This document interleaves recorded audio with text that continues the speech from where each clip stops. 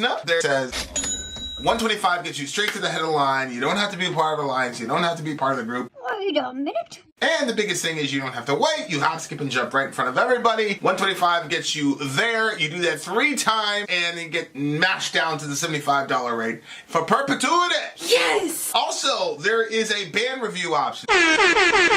So if you've got a band and you're trying to get your band some exposure, hit me up at instory@gmail.com, and I'll show you the details about how to pull that off. You can also jump on Patreon, and there is a option on the tiers to be able to get your band reviewed. Yep. Obviously, we can't lie to you, so we can't guarantee a positive review.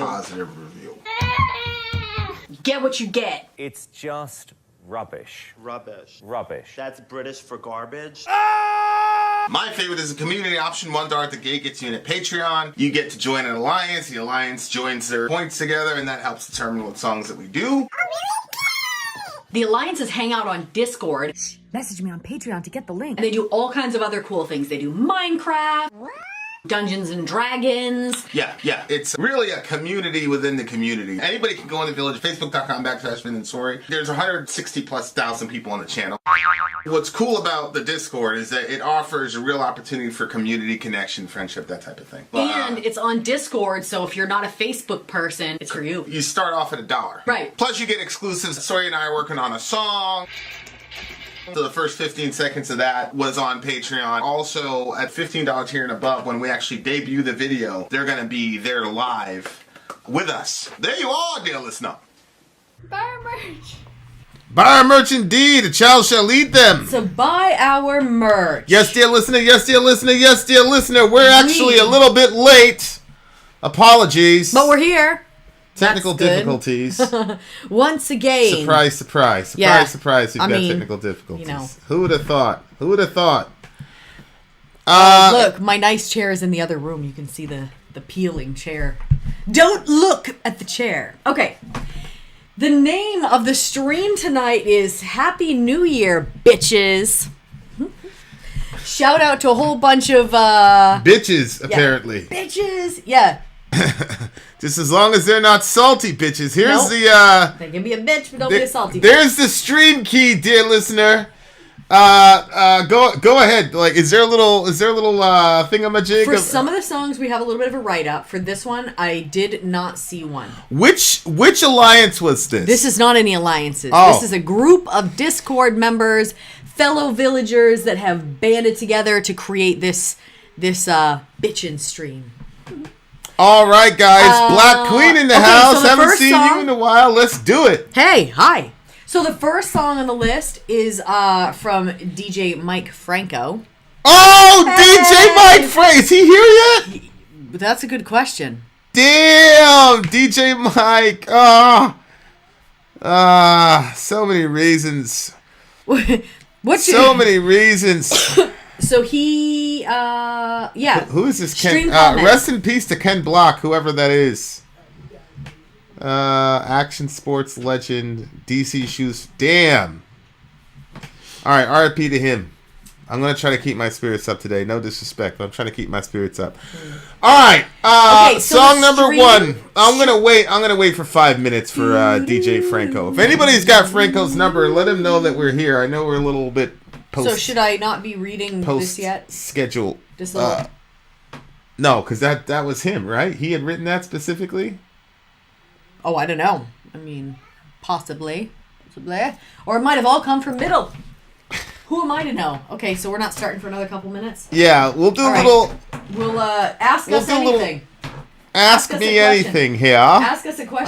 DJ Mike has made it. Excellent. People, okay. There he is right there. Okay, he's Hank Hill. Him. Hello. Okay.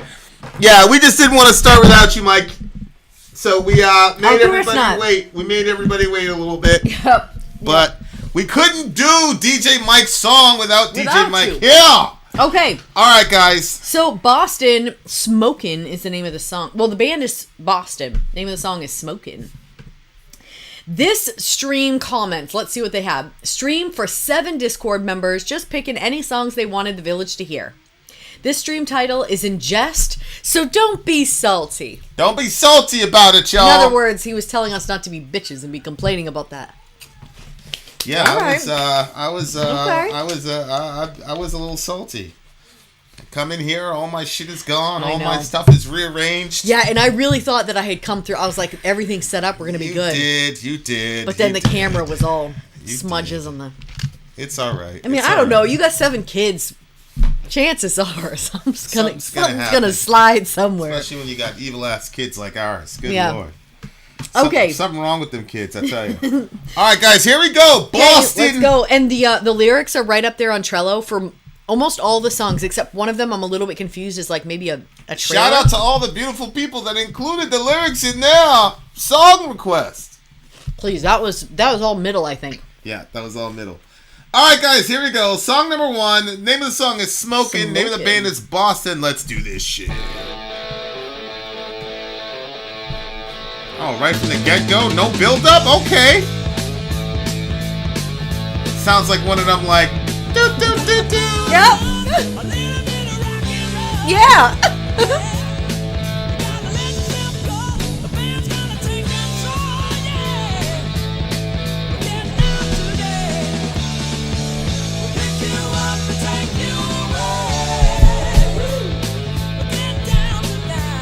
Yep. Okay.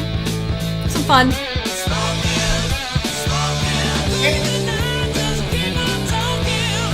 Smokin'!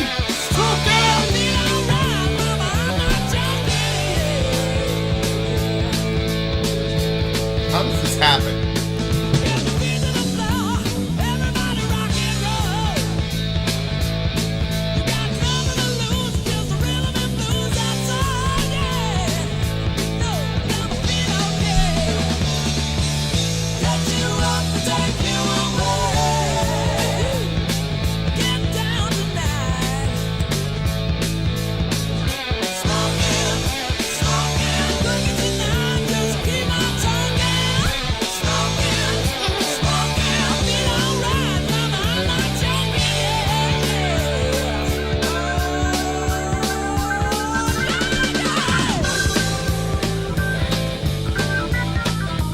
We road tripping in this bitch. Let's go.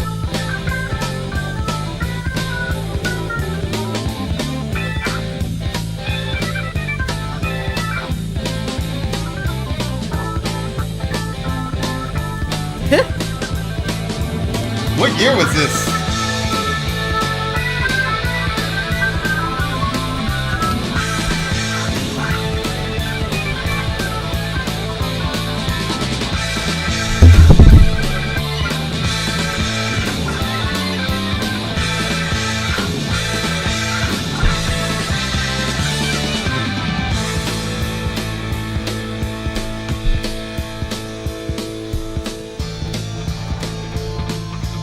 Whoa.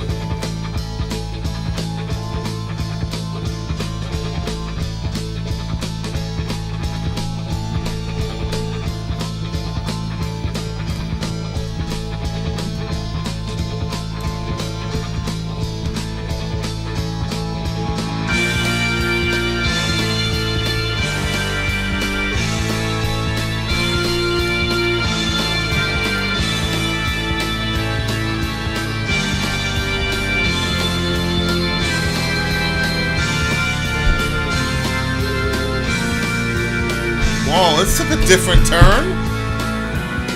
An organ? What?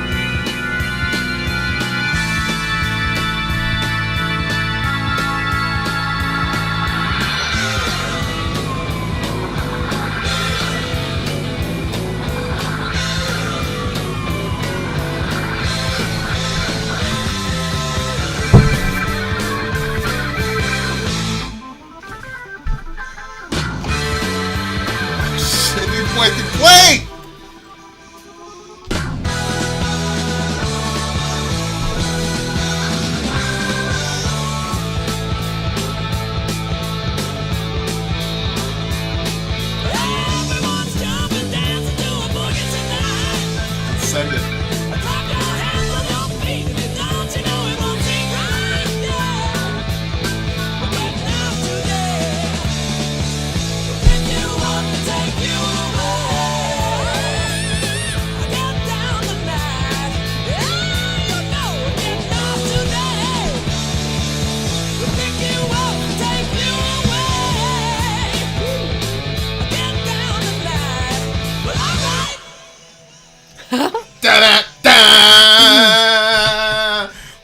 the Stephen King. Hey, book what's together. playing out loud? Oh, is that some? Huh? That's us. You didn't mute us the whole time? Has there been an echo this entire time? People like, don't tell them. Idiots. Remember we used to do the streams like starting around 11 o'clock, we'd be up to like 2, and then like somewhere around 12:30, 1 o'clock-ish, it would start dying on us. Remember that? The internet would die on us? No, I thought it was dying around 8, which is why we had to push it so late. Oh, that's right. We were doing it prime time. The internet was dying on. Remember that? And everybody had all these conspiracies and all that. Yep. Oh, you forgot about that, didn't you? Yeah. But some of the times it was like literally, our internet was just so bad at that point. I know. We had to fight so much to get better. They had the prices we've paid for you people. Yeah, we were paying Cadillac prices you have no idea. For a bicycle. Yeah, that vocalist. Okay, so That's a fun song. That's what I'm saying. It started out. There's no intro. There's no build up. It's just immediately da da da. And like I immediately thought about like those '90s movies, and the kids are being really rebellious. And it's like, okay, what rebellious thing are they gonna do? They're just driving without a seatbelt, bro. Like honestly, like you know what I'm saying? Like they're 16 years old. It's 1995. Like they got But they felt like badasses, so it's like, yeah, you're still at mommy and daddy's house, bro. Like you're driving, the car is in daddy's name. You crash the car, it's daddy's insurance. Like, but like that youthful sort of like, we're gonna do a bunch of dumb shit. Like it just like, this was written in 70. Okay, so this is 76. Okay. So that means that middle was in high school rocking to this shit. Like we literally like not even conceived, not even like we're a long time away. And then like, but then you got Mike, who's our age or younger, requesting a song that Middle listened to when he was in high school. Like that. That's one of the like the crazy things to me about music and all the stuff we're looking at with time and space and all this, and like, is time really real and whatever? And it's like, it's so odd how some music, like you play it and immediately you somehow, some way experientially go back in time. Whereas there are other songs that are just it's weird. Oh, wait. No, I didn't know. There's some songs that are just ever present. Like, so for example, that, what's that song? Your boyfriend DiCaprio, and he was sinking shit. He was all cold and shit. The Go On, My Heart Will Go On one. Yeah. Okay, you play that song in 30 years, like. Oh, you're still gonna. It's still gonna be that song. It's a whole generation of people who haven't heard that. Same thing. Whitney Houston, I Will Always Love You. Like, that's a '90s song technically, but it really isn't, because it's just timeless. It doesn't bring you anywhere because it feels like it's an like the entire band, Iron Maiden, is like that. Like, you can kind of say, okay, this is the 80s, but a lot of their shit is just timeless. Like, this band right here is like, to me, I don't know much about this band, but I feel like they're probably gonna be like in that legendary like Iron Maiden type category of, because it's like, this could have been a Beach Boys song. Oh, you know yeah. Like, it could have been like, I totally agree. To the beach. We're on the way to the whatever. But then right in the middle, you get hit with freaking an organ. Yeah, but the way that they played it, you didn't even feel like, I don't know, it was something wild that they were doing with that instrument, the way that they were beating on it. Like, they were playing it harder. Well, there's that, but like, there's also like the whole prog thing, because everybody knows I hate prog as a genre. But one of the things I hate about prog is they'll like put in this section of music, and it's in itself, it's an amazing piece of music, and you can tell like these guys have mastered the craft, but like, who freaking cares? Like, it doesn't work in the song. That's the thing I hate about prog, is they always do shit like that, like just to show off. Like, sometimes they do. Look how avant-garde I am, and I like some of it. I never thought of a xylophone in the middle of a heavy metal breakdown, did you? You know what I'm saying? Like that kind of like, man, get out of here, bro. But like, the way they did the organ here, like, it worked. Like, I believed it. It worked. And it kind of crept up on me because I'm like vibing to the song. And then like halfway through, I'm like, yo. Yeah. Is that an organ? I was like, yo, is that an organ? Like, what the fuck? So, stuff I didn't even realize the organ was going until you said something. And then I was like, wait a minute. Yeah, it's true. They are really... Yeah, this song, I'm not sure if I've heard it before or just like the energy of it is familiar to me, but like definitely when it was playing, I was feeling it, and it was, I don't know, it was reminding me of something really familiar, but that I couldn't like put my finger on. I don't know if I've heard it before. Have you heard this before? Or that's true. Do you feel that way? Riff, especially that beginning riff. Yeah, exactly. Right at the beginning. You know, yeah, what I don't know. I don't know. Maybe that was just a very, very common riff, but I appreciate the song. I could feel it. You know what I mean? Like sometimes, you know, you put on an older song, like you were saying. Okay, so you're saying that this one's more on the timeless scale. Well, I felt like it was timeless in the sense of like... It's definitely leaning more on the timeless side for me as well. Like, I couldn't like hear that and go, oh, like, you know, like there's some... Although the 70s to me, I think is... No, because like the funk and... My point is like, especially after going through a couple of Reveal sessions, like you could listen to Reveal and go, oh, that's the 50s. Yeah, exactly. Oh, that's what I really, really appreciate. This one is like late 70s into early 80s. It doesn't really fit anywhere. Like it doesn't. Yeah. It's not like a bell bottom. Yeah, because it had the 70s, but it also had the late 80s feel to it. Well, the thing is, I'm not seeing bell bottoms and daisies. You know what I'm saying? Mm-hmm. Like, you know how when you listen to the 70s stuff and it's like psychedelic, man, and you know, bell bottoms and I'm not getting that. No, feel. I didn't either. Like I'm just getting the whole, yo, where the party at? We're gonna turn up. We're gonna go to the beach. You know, put the top down. That's what I saw. I saw a bunch of clips of people having fun. Yeah, it wasn't like sometimes. Yeah, you're right. When a song is played, you only picture the band. That's what you see in your head is the band. Yeah. But this one, it was like, look at all these things, and I don't know. Smoking, we're cooking tonight. Just keep on. Wait a minute. Keep toking. Yeah, is this so? Basically, this is just a party song, right? Yeah, it's just about rock and roll. We're gonna play you a song, little rock and roll. Let yourself go. Let the band take control. Yeah. There's some substances. There's some alcohol. I feel alright, Mama. I'm not joking. I feel all right, Mama. I'm not joking. Yeah, that's what they used to say to their girls. You know. Oh, Mama. Okay. I was like, what? Yeah. Oh, okay. Yeah. Applejack's like, where? Yeah.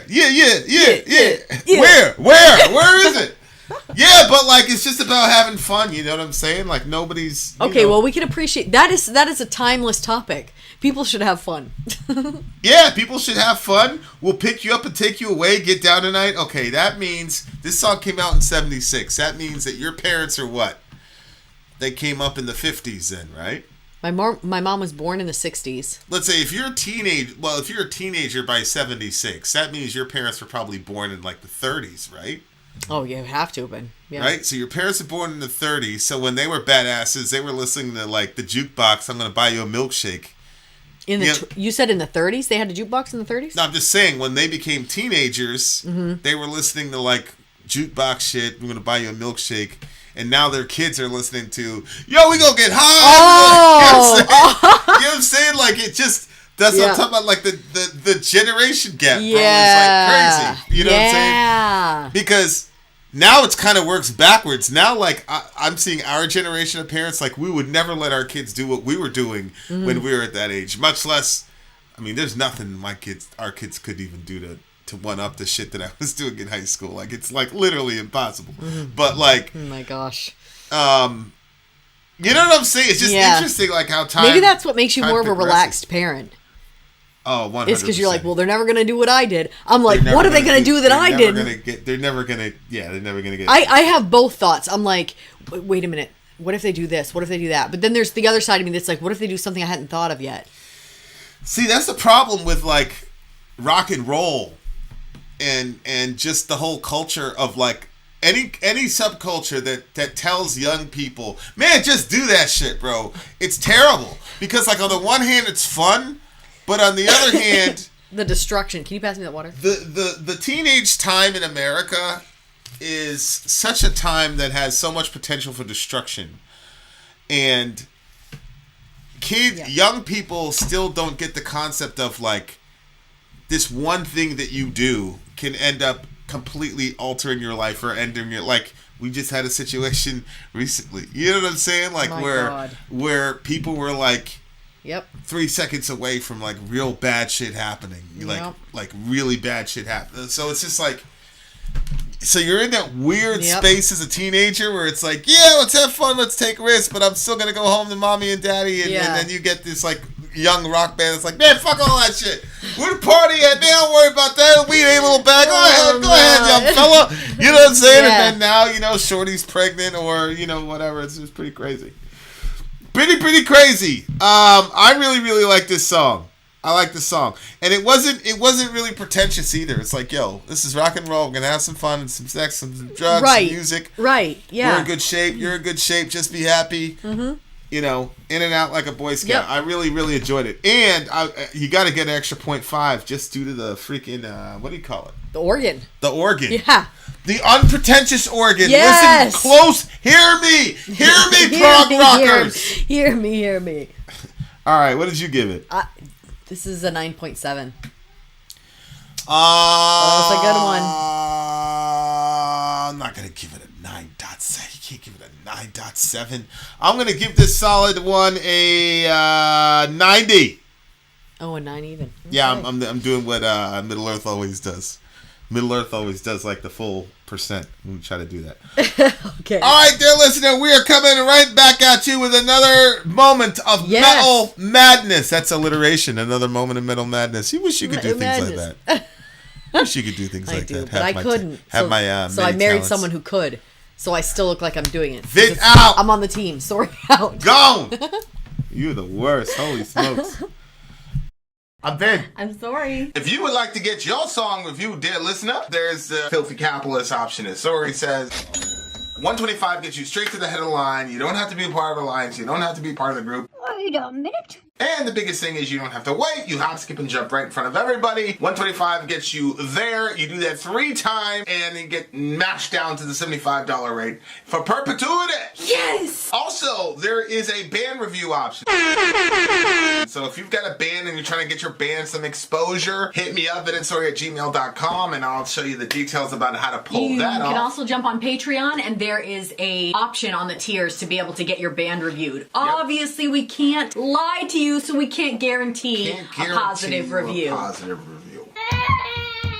Get what you get. It's just rubbish. Rubbish. Rubbish. That's British for garbage. My favorite is the community option. $1 at the gate gets you in at Patreon. You get to join an alliance. The alliance joins their points together, and that helps determine what songs that we do. The alliances hang out on Discord.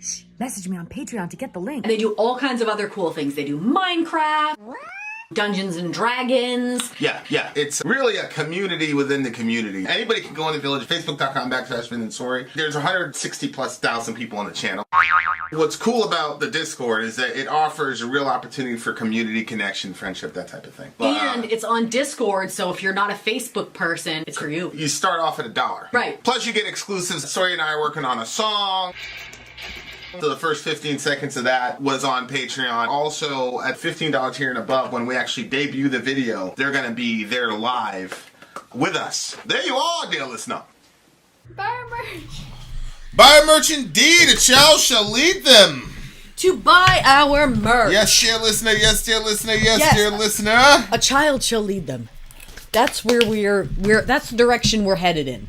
Yeah. Right now, we're in the middle of a Happy New Year's bitches stream with 7 or maybe 8 of our. Wait, is 7 here? Like 7 dusted?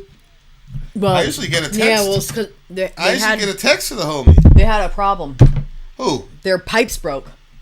I don't 7? think that's private information. Yeah. Yeah, you're probably saying too much out here. What's wrong with you? That's just cold air. I don't know. Maybe that's. Oh no! Oh, look what happened. I touched. What you did. Yeah. But look at this. Why is it saying that? You plugged into my computer. Does that have anything to do with it? Yeah, it has nothing to do with the camera. Can you just do the thing that you normally do with the camera? Stand by, dear listener. Disconnect. Yeah, that's it. Pass that in, thanks. I don't know what happened here. So what you guys thought? Wait, hold on. It's got that stupid continuity camera. That's what I'm saying. There was something weird. Okay, about you're that. back. You're back. You're in good shape. Thank you. Okay. Jazakallahu khair. Thank you. What happened? Nothing. They thought Johan was upstairs. It wasn't. She's really good, guys. Good. Blood, sweat, tears. Literally. Gross. Bye now. Finger. I'll get that home. Yeah, it's stupid continuity camera. I don't know how to disable that thing. But Okay, we're good. We're back. We're back. Have no fear. Have no fear. Up next is Nothing, ACD, which is obsessive compulsive disorder. Abscessive. Yeah. Not obsessive. Abscessive. You know, like an Oh, in my abscess? head I said abscessive. Yeah. No, But you out said loud I said obsessive, obsessive. you weirdo. Well, I was thinking about obsessive compulsive disorder, so I guess I said what I was thinking.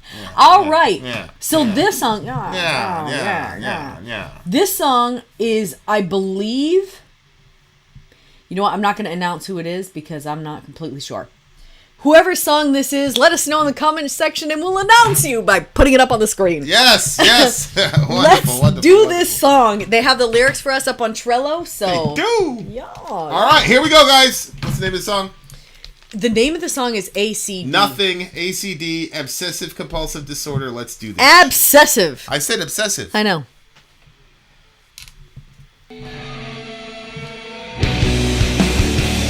Whoa.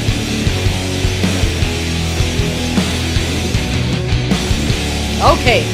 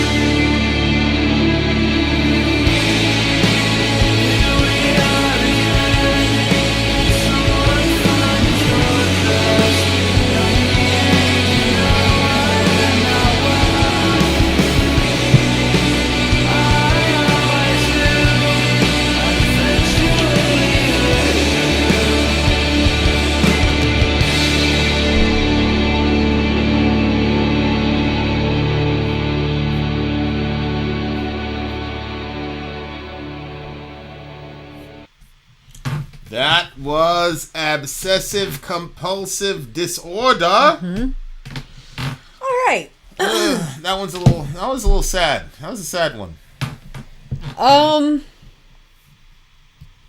Yes, it is. What's going on with you? What are you thinking about? You look like you're thinking about something. Well, yeah, I mean, it's just, okay. Well, a couple things. One was, I liked the way that the music just kind of hit you, like, sort of, in a sort of satisfying, like, way. Not doomsy, but kind of like, it had that kind of trudgy sort ofness to it. Which had a very satisfying, like, kind of sound feel to it, which I enjoyed. Lyrically, I can definitely see what you're saying, where, it sounds like it's about a relationship, right? I'm not sure I understand. Babe, disconnect your shit from mine. This is not working. Well, no, you said something to Siri. Oh, that was mine? The Siri's connected to my Mac. What do you want me to do? I know, but it's coming out my headphones. Okay, go ahead. Why did it start out with the beginning being swallow corrosive confection, decay, rotting in the womb? I can wallow in your filth. I live to. That. What because about that? to me, I was understanding from the song that this is a relationship. One person is obviously extremely toxic. Yep, the singer is the toxic. Is the toxic one. So, yep. Kudos to the singer for recognizing that he's toxic. Yeah. Like, no bullshit. Like, yeah. a lot of toxic people have a problem understanding that they're toxic.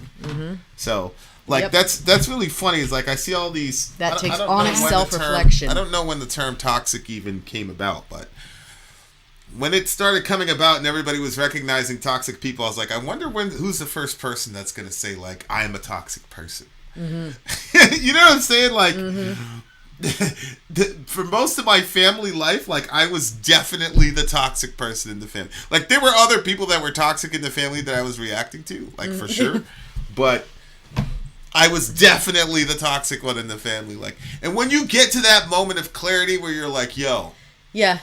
I've been having some problem. of my own moments like that. But being a middle child, like, you that's kind of, in my opinion, one of the hidden advantages of being a middle child is that if you are the toxic one, you do have hope of your closest friends and family letting you know that you're the toxic one if you are the middle child.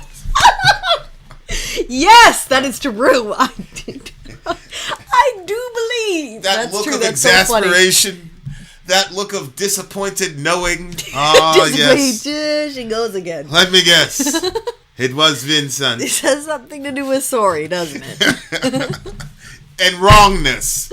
Yep. It's about your daughter. Which one? Is it the good one? I mean, the older one?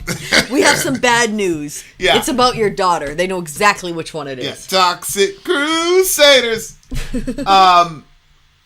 Yeah, so I really appreciated the fact that this dude had the legit self-awareness to understand that she was not good for him, which we just got done watching a well, wait, she wasn't good for him? I mean, vice versa. He wasn't good for her. Yeah, okay. He wasn't good for her. Yeah. Like, we just got done watching this show where there was focus on a couple and she left him. And there was no real, like, build up to her leaving. It's just one day, like, he walks in. It just went too far. And all her shit is packed up. She's out. Like, she's had enough. You know what I'm saying? Like, it was donezo for him. So, like, I and obviously, you know, looking back at it now, like, when we see the whole scenario, like, that dude is not. It's a weird thing. Like, we say like the strangest stuff. Like, everybody can change. Like, how do we know that everybody can change? Like, where did you get that idea that everybody can change? And there's a lot of people that, like, genuinely believe it. They're like, oh, anybody can change. I don't think that that's true. I don't think anybody can change. Like, at all? That was one of the. Yeah, I don't think that everybody can change. I think there's literally millions of people who are, like, stuck in their way, and that's it. Like, because they stayed unchanged when they could have changed? Yeah, sure. I mean, however Or you want to put I'm it. just wondering, like, do you believe some people are born never to be changed? I don't think so. Oh yeah, 100%. 100%. Like, I don't think the Trumps had a shot. Wait a minute. I don't think they had a shot at being anything other than what they are, at being born into that family. Okay. So yeah, I don't think that Yeah, they're gonna but- change. Yeah, but you think that they could? No, I don't. Because when I look at, and I'm not like, I'm just specifically pointing out like low hanging fruit, but I don't want to get like super controversial like.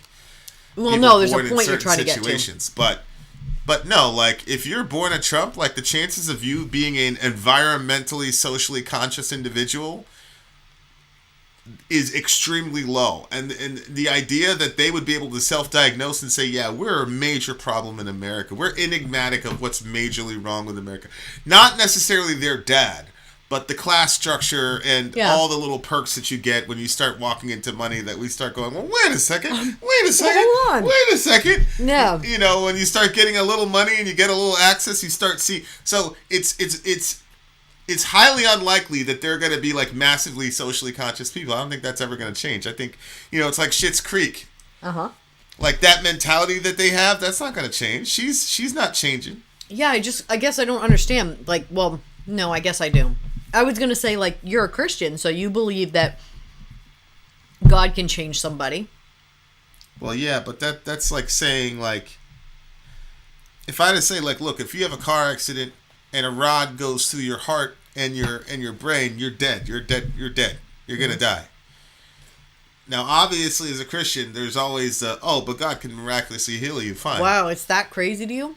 Well, as I said, I don't think... I'm just throwing out the Trumps because it's less close to home because most people in our environment aren't rich. Right, nobody's in that situation. So yeah, I'm not going to get anybody that says you're going to drive me to suicide. You know what I'm saying? But I don't think that they're gonna. I don't think they have a shot at changing it all. And I think there's lots of people that are in a certain socioeconomic, psychological, like genetic position to where all those things come together and make it so that it's impossible for them to change. Like, one of the reasons that you have to change is that you need to have incentive. So, like, if the incentive to change outweighs the bad habit, then you have a shot at winning. But when you're in a situation where the bad habit is incentivized, like a Trump, for example, how can that change? Where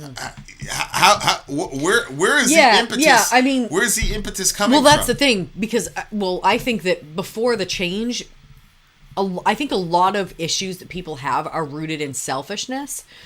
So if you can address your own personal selfishness and you start, like making an assessment and trying to figure out, like, how much of your decisions are for yourself, right?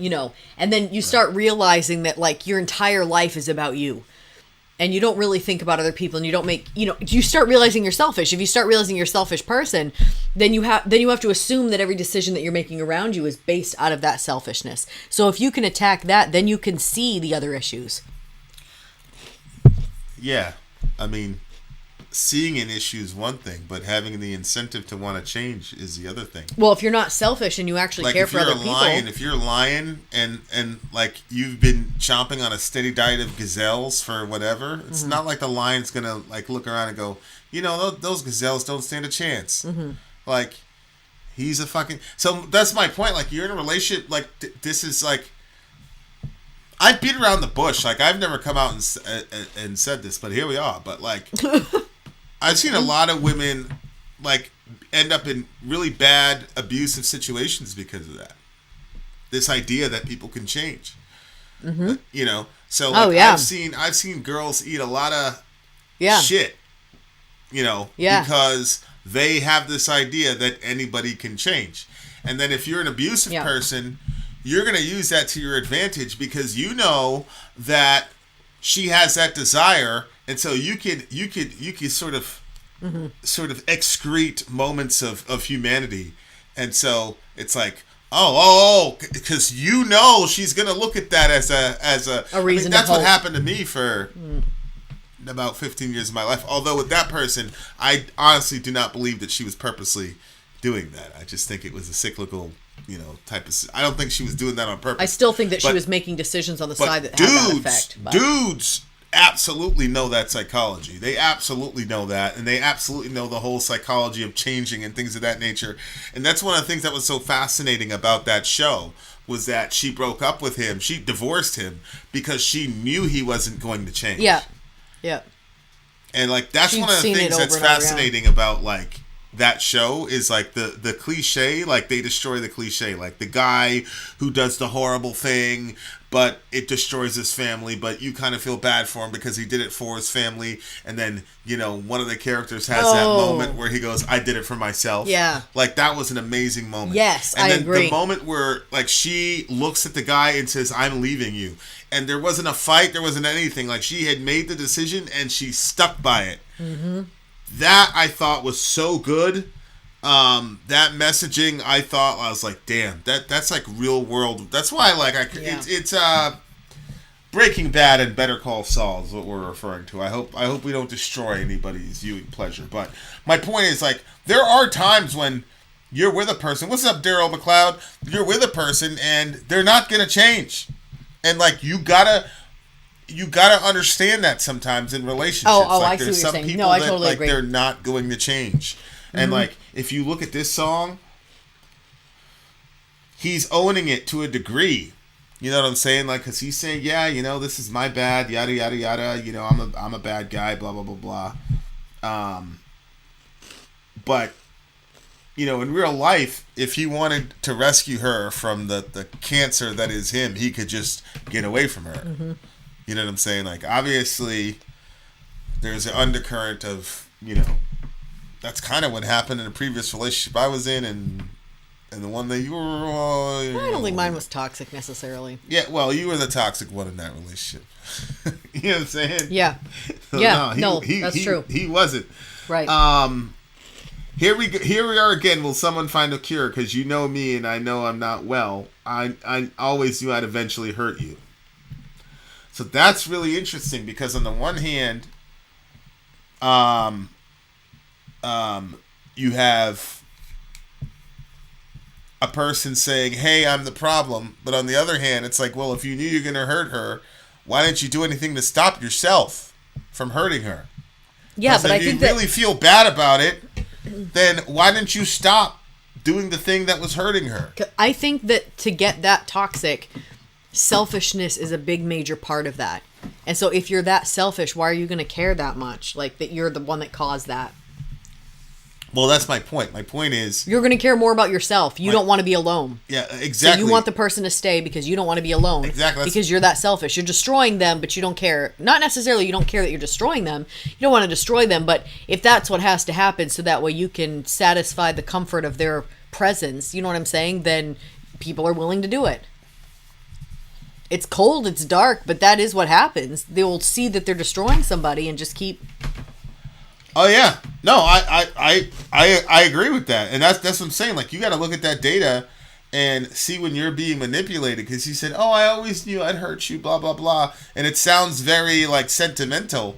And a lot of women fall for that. Yeah, like the guy says that, and he's able to front load a lot of his like manipulations already. So he'll start out by saying, "Everybody I've loved always abandoned me," blah blah blah blah blah blah. So they start that at the beginning in like the courting period when you're getting to know each other. So then the girl gets his hero complex, like, I'm not going to abandon you. Mm-hmm. Then he goes off and does the horrible shit that he does to you. He goes, "Oh, I knew I'd hurt you," blah blah blah. So now he feels so bad. He feels so repentant. And are you going to leave him like everybody else? Like it's never a good sign, ladies. I'm just letting you know. If the guy starts at the beginning of the relationship harping on his abandonment issues, that is never a good sign. Nope. Because that is going to get converted into capital as soon as you start finding some little loose ladies in his DMs there. Let me say it that way. Let's say it the best possible way I possibly can. Sliding in his DMs, as they say. Sliding in his DMs. Yeah, I think sometimes when you pull back and you just listen to actually the words that people are saying, like he said, I always knew I'd eventually hurt you. Like what you were just talking about. The idea that somebody knows that they would eventually hurt somebody but not make the necessary changes to ensure that doesn't happen is worse. So it's like you always knew and it still happened? Exactly. Then we have a problem. If you physicalize this stuff, it would be a lot different. Like people wouldn't accept it. Right. I always knew that. Yeah, like, I was going to assault you. I was going to punch you in the mouth. I always knew. I was like everybody would be dumb. like, motherfucker, like wait, what? You know what I'm saying? Yeah, like, exactly. But that's how these guys operate, man. It's I'm listening to this thing about how we're listening to this new girl in the manosphere, just Pearly, and she's like 80% of men are having a hard time finding a girl and all this. And, is that what her name was? Okay, I wasn't. Yeah, I think her. It's just it's more stuff where the woman always ends up being the bad guy in all those situations. Like it's never the guy's fault. Yeah, like it's a complete pendulum swinging the other way. But like when that's one of the things that seems to be missing in like the Kevin Samuels, like when they're giving advice to women, like there's no help as far as getting them to spot manipulators, how manipulators operate, when to know if you're even being abused. Like they don't even there's none of that. It's just stop being a modern woman, which obviously I think there's issues with radical insane third wave feminism. Obviously there are problems there, obviously, but yeah, it's just very fascinating to watch how men and women interact. I look at this song and I'm like, I have no empathy or sympathy for this dude. I'm like, this whole entire song was written to manipulate this girl to staying another 6 months with your abusive ass. Like that's how. But again, like he could just be a regular normal dude that doesn't understand why he's doing what he's doing and sincerely means it. But because of the experiences I've had, especially when you work in the inner city with women, like you just end up in that kind of situation. But very, very, very good song. Very different from the song that we just listened to. Like, I know, just on top of, you know what I'm saying? It was like a weird, fascinating, weird. Yeah, that's just so interesting how you just took that last turn on the lyrical breakdown. I agree. I agree with you. It was just.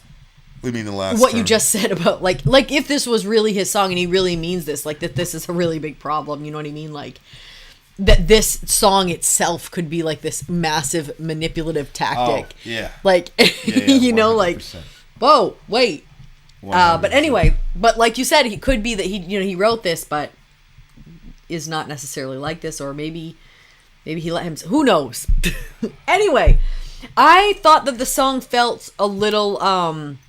So the sound of it, like I was vibing with some of that there, and lyrically, I felt like it was not as deep as I was wanting. So, really, I don't know if it's because they I thought the lyrics repeated a lot. I think. Here we go again. Will someone find a cure? 'Cause that gets repeated multiple times throughout the song. So anyway, so it just didn't feel like it was like, going a lot of crazy places. So it's 8.9 for me. That's still a really good rating. It's still a very good song, and I like the feel of it. Who are you telling that that's still a really good rating? Well, the homie that we may have just told him he was toxic and really bad. Mr. Trump. No, I'm not saying that the guy who likes the song is toxic. No. I'm talking about the author. So when toxic. Right, when you said, who are you saying that to? I was saying the 8.9 to the author of it. Oh. I was like, well, it's not that bad. That's why, because he doesn't know the rest of it. To manipulate you already from across the pond.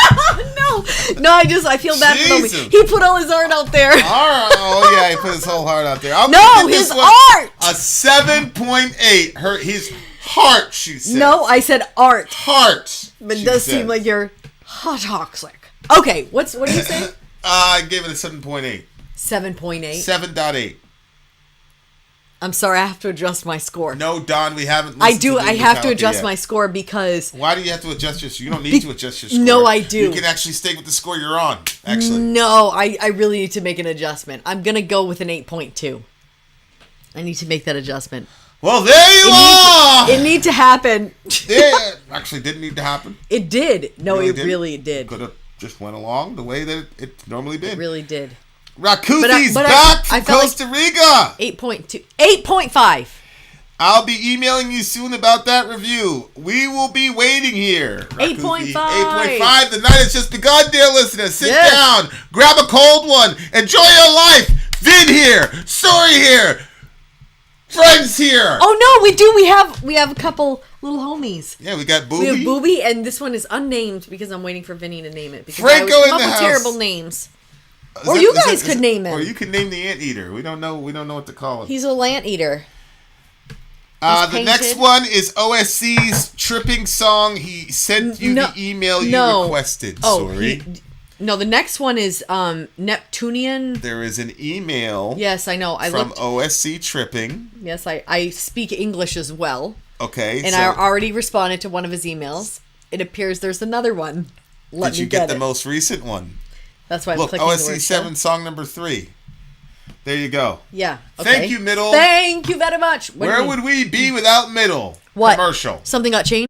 I'm Vin. I'm sorry. If you would like to get your song reviewed, dear listener, there's the Filthy Capitalist option. As Sorry says, 125 gets you straight to the head of the line. You don't have to be a part of the alliance. You don't have to be part of the group. Wait a minute. And the biggest thing is you don't have to wait. You hop, skip, and jump right in front of everybody. 125 gets you there. You do that 3 times, and then get mashed down to the $75 rate for perpetuity. Yes! Also, there is a band review option. So if you've got a band and you're trying to get your band some exposure, hit me up at sorry@gmail.com, and I'll show you the details about how to pull that off. You can also jump on Patreon, and there is a option on the tiers to be able to get your band reviewed. Yep. Obviously, we can't lie to you, so we can't guarantee a positive review. Get what you get. It's just rubbish. Rubbish. Rubbish. That's British for garbage. My favorite is a community option. $1 at the gate gets you in at Patreon. You get to join an alliance. The alliance joins their points together, and that helps determine what songs that we do. The alliances hang out on Discord. Message me on Patreon to get the link. And they do all kinds of other cool things. They do Minecraft, Dungeons and Dragons. Yeah. It's really a community within the community. Anybody can go in the village, facebook.com/Vin and Sorry. There's 160,000+ people on the channel. What's cool about the Discord is that it offers a real opportunity for community connection, friendship, that type of thing. And it's on Discord, so if you're not a Facebook person, it's for you. You start off at $1. Right. Plus you get exclusives. Sorry and I are working on a song. So the first 15 seconds of that was on Patreon. Also, at $15 tier and above, when we actually debut the video, they're going to be there live with us. There you are, dear listener. Buy our merch.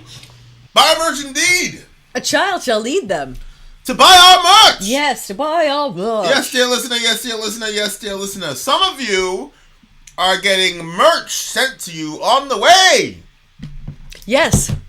Yes, that's true. You guys, if I thought I saw something in the comment section here saying that like something got switched up in the review tonight. So if you have switched the order from the list you already gave me, just resend that to me so we know. Up next on my list here is the Neptunian Maximilian. It's that might be Maximalism and its Supernova Orchestra. Okay, thank you. That's much better. Neptunian. That's such an interesting song title. Neptunian Maximalism and its Supernova Orchestra. Okay. Okay, so it's a trailer, I guess, for a trailer? Neptunian, this right here, live at Roadburn. Okay. So this is what they have to say about it. For Song 3, the original version from 2018 of the Conference of the Stars is a drone song with Egyptian atmosphere and spoken word lyrics. Whoa. Ooh, and here it is from their commissioned piece for the online event Roadburn. Oh, okay. So it's the trailer for their upcoming road tour. Redux 2021. Oh, that was upcoming then. It has evolved into a completely different experience. The lyrics might not be correct since they are taken from the original. And the video is named This is just a trailer cut from the full show. But the correct song title would be The Conference of the Stars. Cleopatra, that goddess, the ascension. Enjoy. Okay, so we do have lyrics on here, though. for that. We do? Yeah, it's clear because in the previous lyrics it had. Oh yeah, I saw that. It had the third one. Yes, and I meant to fix that. Mm-hmm. Let me put that up there. See right there, Cleopatra, that goddess. Yeah. Yeah, there we go. We got Perfect.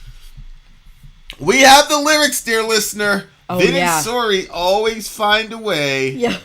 To fuck shit up. To fuck shit up. But we're gonna have fun while we're doing it. Yes, so sir. whatever. Robert. Yes, sir. We had DJ Mike here. I'm good. All right, for the so rest I'm of gonna the year. add for the rest of the Good year. for the rest of the year. Wow, now. that's all it took, huh? That's all it took. It's the big homie Mike. I haven't seen him in years. Yes. All right, you guys ready?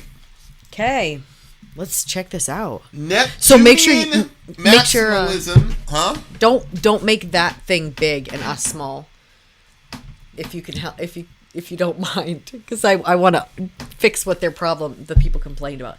There was only like 5 people, but still, do what you want. So we're gonna change our entire thing for 5 Well, people? I think that it is a change of our entire thing to make us small and make that video big. Not when it's a... No, All because right. they're coming to see reactors, they said. That's what they said. Okay? All right. Here's a small little video, because we're what's important. No, you can stretch it. Stop being like that. You can stretch it bigger. Yeah.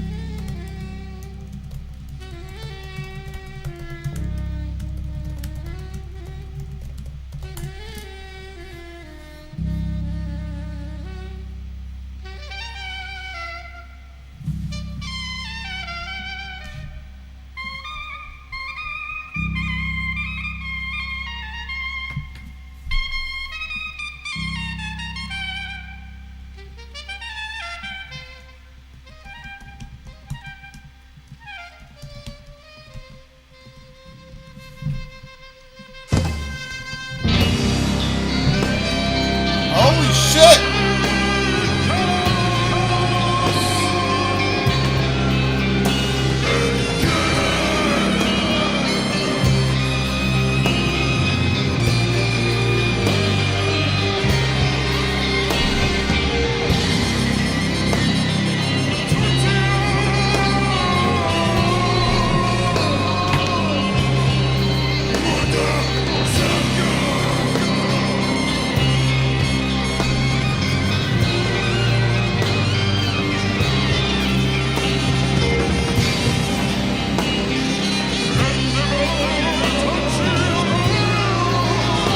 Oh, wow.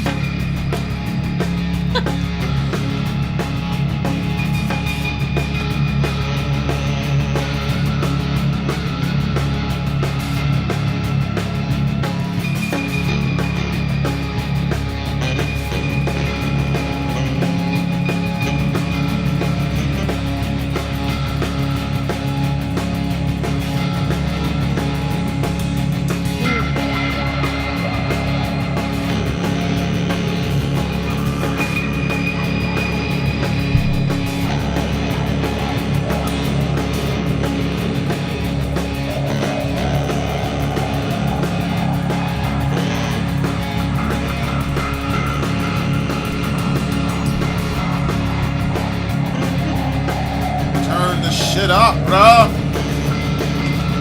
I hope you guys are listening in the headphones. This is messy. I like it. Vibing on this shit.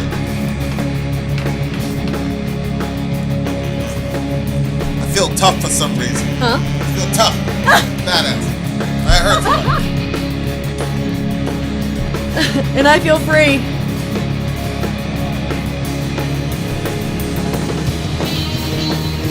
Oh, what are we doing here? What are we doing here? See how they're all in a circle? Instead of facing the audience. What? They're all in a circle instead of facing the audience. Yeah.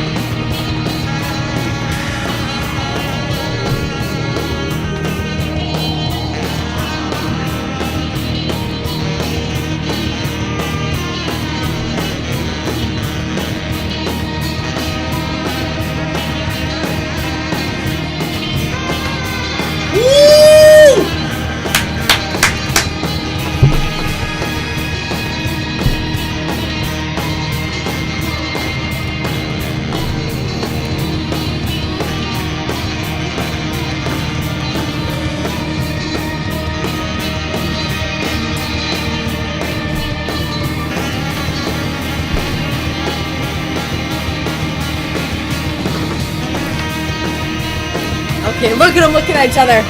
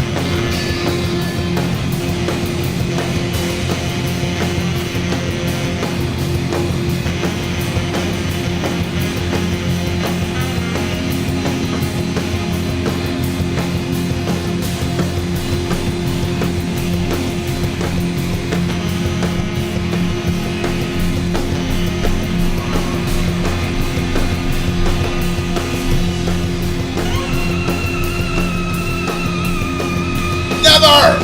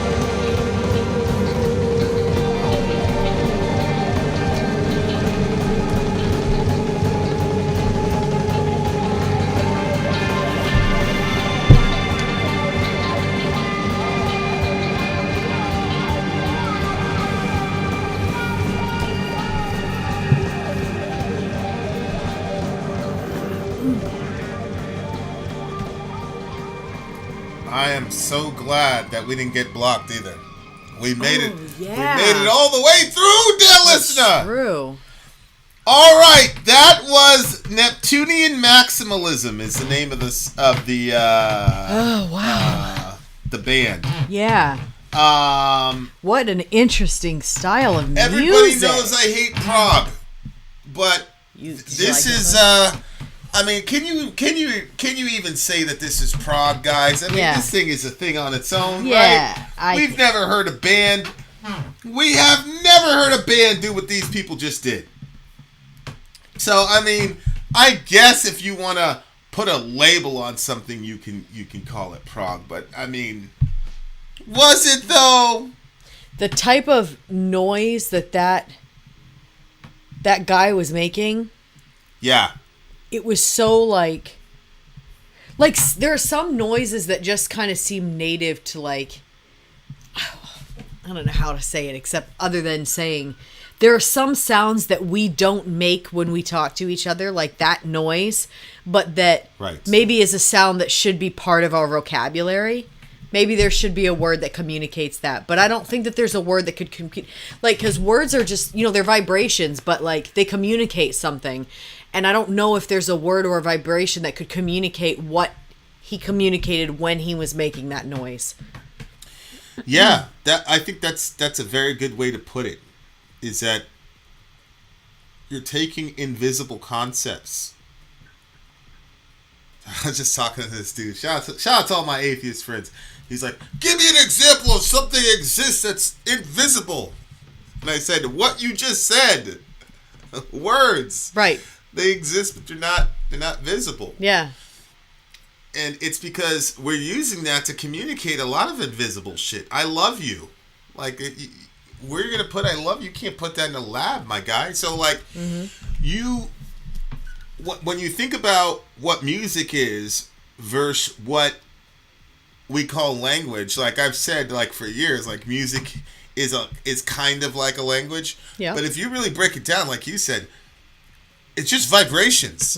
It's just manipulation of, air, gravity, and material to create a certain sort of vibrational pattern that then we all agree by convention communicates X. A word which communicates some meaning, feeling. So when I say cup, it communicates. Right. That we've all by convention agreed, which is just unbelievable. I was listening to Kurt Jaimungal, and the guy was... his whole thing was about the theory of language and how language came to be and the irreducibility of language itself. Like, some of it, it's not like you can use language as building blocks where you can have, like, nouns and then later add verbs. Like, this shit has to function like at a certain level almost immediately. Yeah. Which is fascinating when you think about Egypt and things like that because, man... Like, the stuff that's coming out, like, we're in the most exciting period in history. You've got credentialed Egyptologists saying, holy shit, we might have been 5,000 years off, which has massive implications. Like, that's kind of always... 1,000 years off? Among Egyptologists, there's always been, like... it's kind of like the spooky action at a distance stuff with Einstein. Yeah. It's like there's always been like debates about the dating, and then you got guys like Graham Hancock, who's kind of like a kook, right? Like he's got all these theories about Atlantis, like the buried city of Atlantis. Like believes like Atlantis is real. Like he believes it's like it was actually like a real city. And that's so odd that you make that face when you say it because you don't believe that could be real at all. Well, why are you making that face? I mean, it's sort of looked upon as a platonic sort of parable. Like nobody was really looking at Atlantis like, yeah, you know what I'm saying? It's like the Fountain of Youth type of situation. Like that's kind of like the level of. So now you've got people actually. I mean, the Fountain of Youth to me. Wait, maybe I don't know enough about Atlantis. I thought it was just like this. City that was very rich. Advanced. They were super advanced, right? So like they timeline wise, they would have been around like Neanderthals. So the idea that you had like this super advanced civilization that sunk under the sea, and then we forgot all of this technology, and then we ended up being Neanderthals, and then you know what I'm saying? It just doesn't work with. I see. You know what I'm saying? Like it's trying to like harmonize Yeah. what we know about, basic biology, and then trying to make Genesis 1 speak to, you know what I'm saying? Like, it's like, those weren't meant for that. So, like, nobody even thought that Plato or any of these guys were, like, telling, like, a real story. People were looking at it as a cautionary tale, it was a parable. You know what I'm saying? Like, that was supposed to be the idea. So, like, nobody really took that seriously. But, like, now you've got, Egyptologists, you've got all these, like, weird things that people, 10 years ago were getting made fun of. Oh, you got your tinfoil hat, whether it's, UAPs, UFOs, aliens, extraterrestrials, interdimensionals, whatever you want to talk about. So this whole concept is really fascinating to me relative to, like, what we know about Egypt and Egyptology, or what we think we know, how much science we actually knew. And now you've got real credible people saying, well, we might have this thing really off. And then you've got pyramids like 5,000 years. Like, you've got some of these American pyramids, like in the Maya Inca. Some of the stuff doesn't make any sense. Mayan Incan civilization. So my point is, like, there's a big movement right now to, like, go into the past and, like, and look at the shit again. Right, and see if we got anything wrong. You could say, like, okay, yeah, maybe Plato did mean Atlantis as some sort of parable, but that doesn't mean that, 9/11 is a parable. Yep. 9/11 is a parable. You could tell but that doesn't mean it literally didn't historically happen. Mm-hmm. So, you've got these, like, the theory is that we've got all this great technology, and then an extinction level event happened that basically reset us back to zero. Right, and so that's why you've got this gap between technology that shouldn't be there from a layman's perspective, like the pyramids and how exact they were relative to the sun, versus the fact that these are very,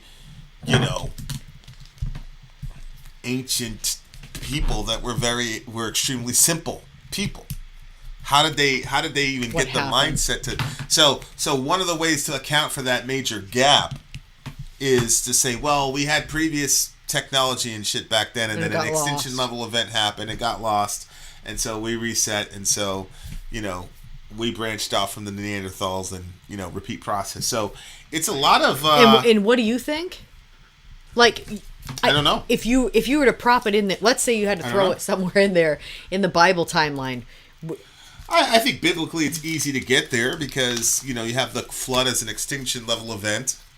That's what I was thinking. And prior to the flood, you have the development of technology and culture, right, with Tubal-Cain and the rest of those guys. Right. So you could easily say, like, that's where I was thinking, yeah. And and Atlantis basically was submerged in a flood, and so there you go. Yeah. Very simple. You know what I'm saying? Yeah. So that's why I'm like, okay, so that's in play.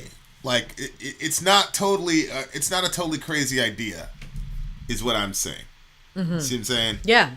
So, and I agree. It's a Eurocentric mindset to say these Africans could have never done X, Y, and Z. I get that, but when you have situations where the tech seems to be pretty highfalutin and advanced, simultaneous to the majority of the rest of the world still being in the Stone Age, it's kind of weird. It doesn't make any.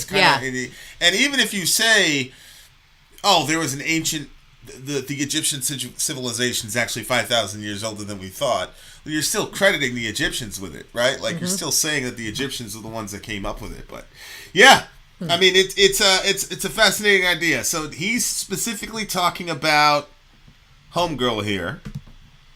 He's talking about Cleopatra, right? Yeah. Sister without rival, most beautiful of all. She looks like the star goddess rising at the start of the good new year. This sounds like some, like, Song of Solomon shit. Yeah, I thought so too. Perfect in bright, shining skin, seductive in her eyes when she glances, sweet in her lips when she speaks, never a word too many. Okay. That right there is that is an attribute that a lot of dudes love that almost never gets talked about, because there's almost no way to talk about that without being offensive. Without the person getting hurt, yeah. Well, I think women 20 years ago would have no problem with it, but now it's almost like y'all are being taught that you have to be offended at everything now. So everybody's got to be offended at everything. But a woman like who's circumspect with her words and like can say wise things and doesn't need to be the center of focus all the time is massive for a lot of dudes. So like the whole never a word too many, like that right there, like that's huge. There's a lot of dudes. There are a lot of dudes that are like, you know, like it'd be really surprising, girls, like what dudes are actually saying in the locker room, because it's not what you would think it is. You know, it really isn't. But like we used to, especially in the ghetto, you know, in the hood, like you'd always have the stereotypical like boisterous, loud, you know what I'm saying? Like, just like, yo, that girl, so that loud bitch, you know, it's like it's there, like you're known as that type of person. And of course, like I said, in the ghetto, it's a little bit different. You're looking like really weird now. The energy is really weird. Well, I think that's cultural. That's like a cultural thing, I think too, because, like. Well, I don't know. I was always like the loud one, and it wasn't a problem. You know what I'm saying? Like, but like you're saying that these girls were loud, but I do think that like when I was around, well, I mean, it wasn't like it was a. You're saying that guys don't like it if a girl is loud, and if they're like, "Ugh, that loud girl," blah blah blah. They weren't saying, "Ugh, that loud girl." No, you know what I'm saying? She just has to be the one that's always like the center of attention all the time, and you know, creating situations where it's like, oh, once again, this person's getting attention. Here we go. It's kind of like that.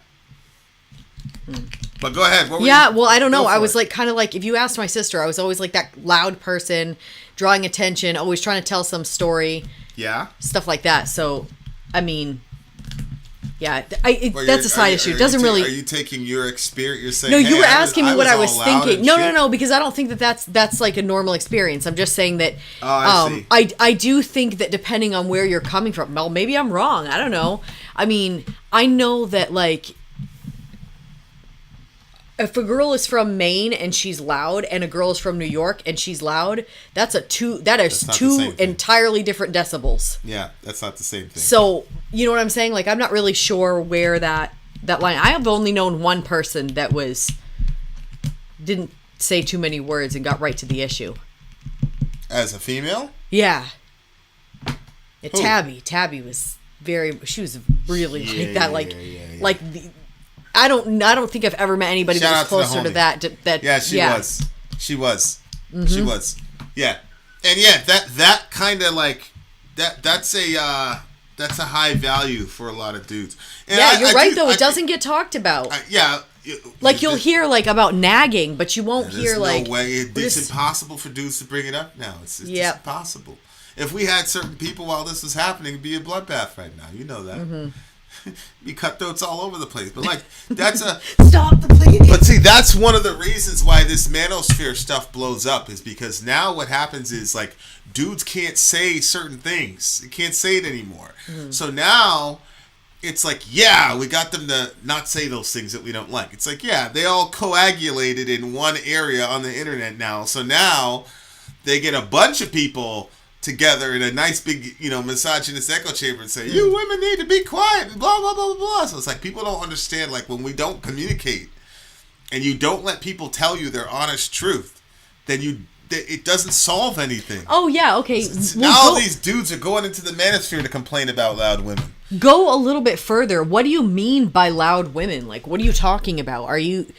I'm just saying, or says too many words. Constantly has to find a way to be the center of attention. Bring the attention back to her. Yeah.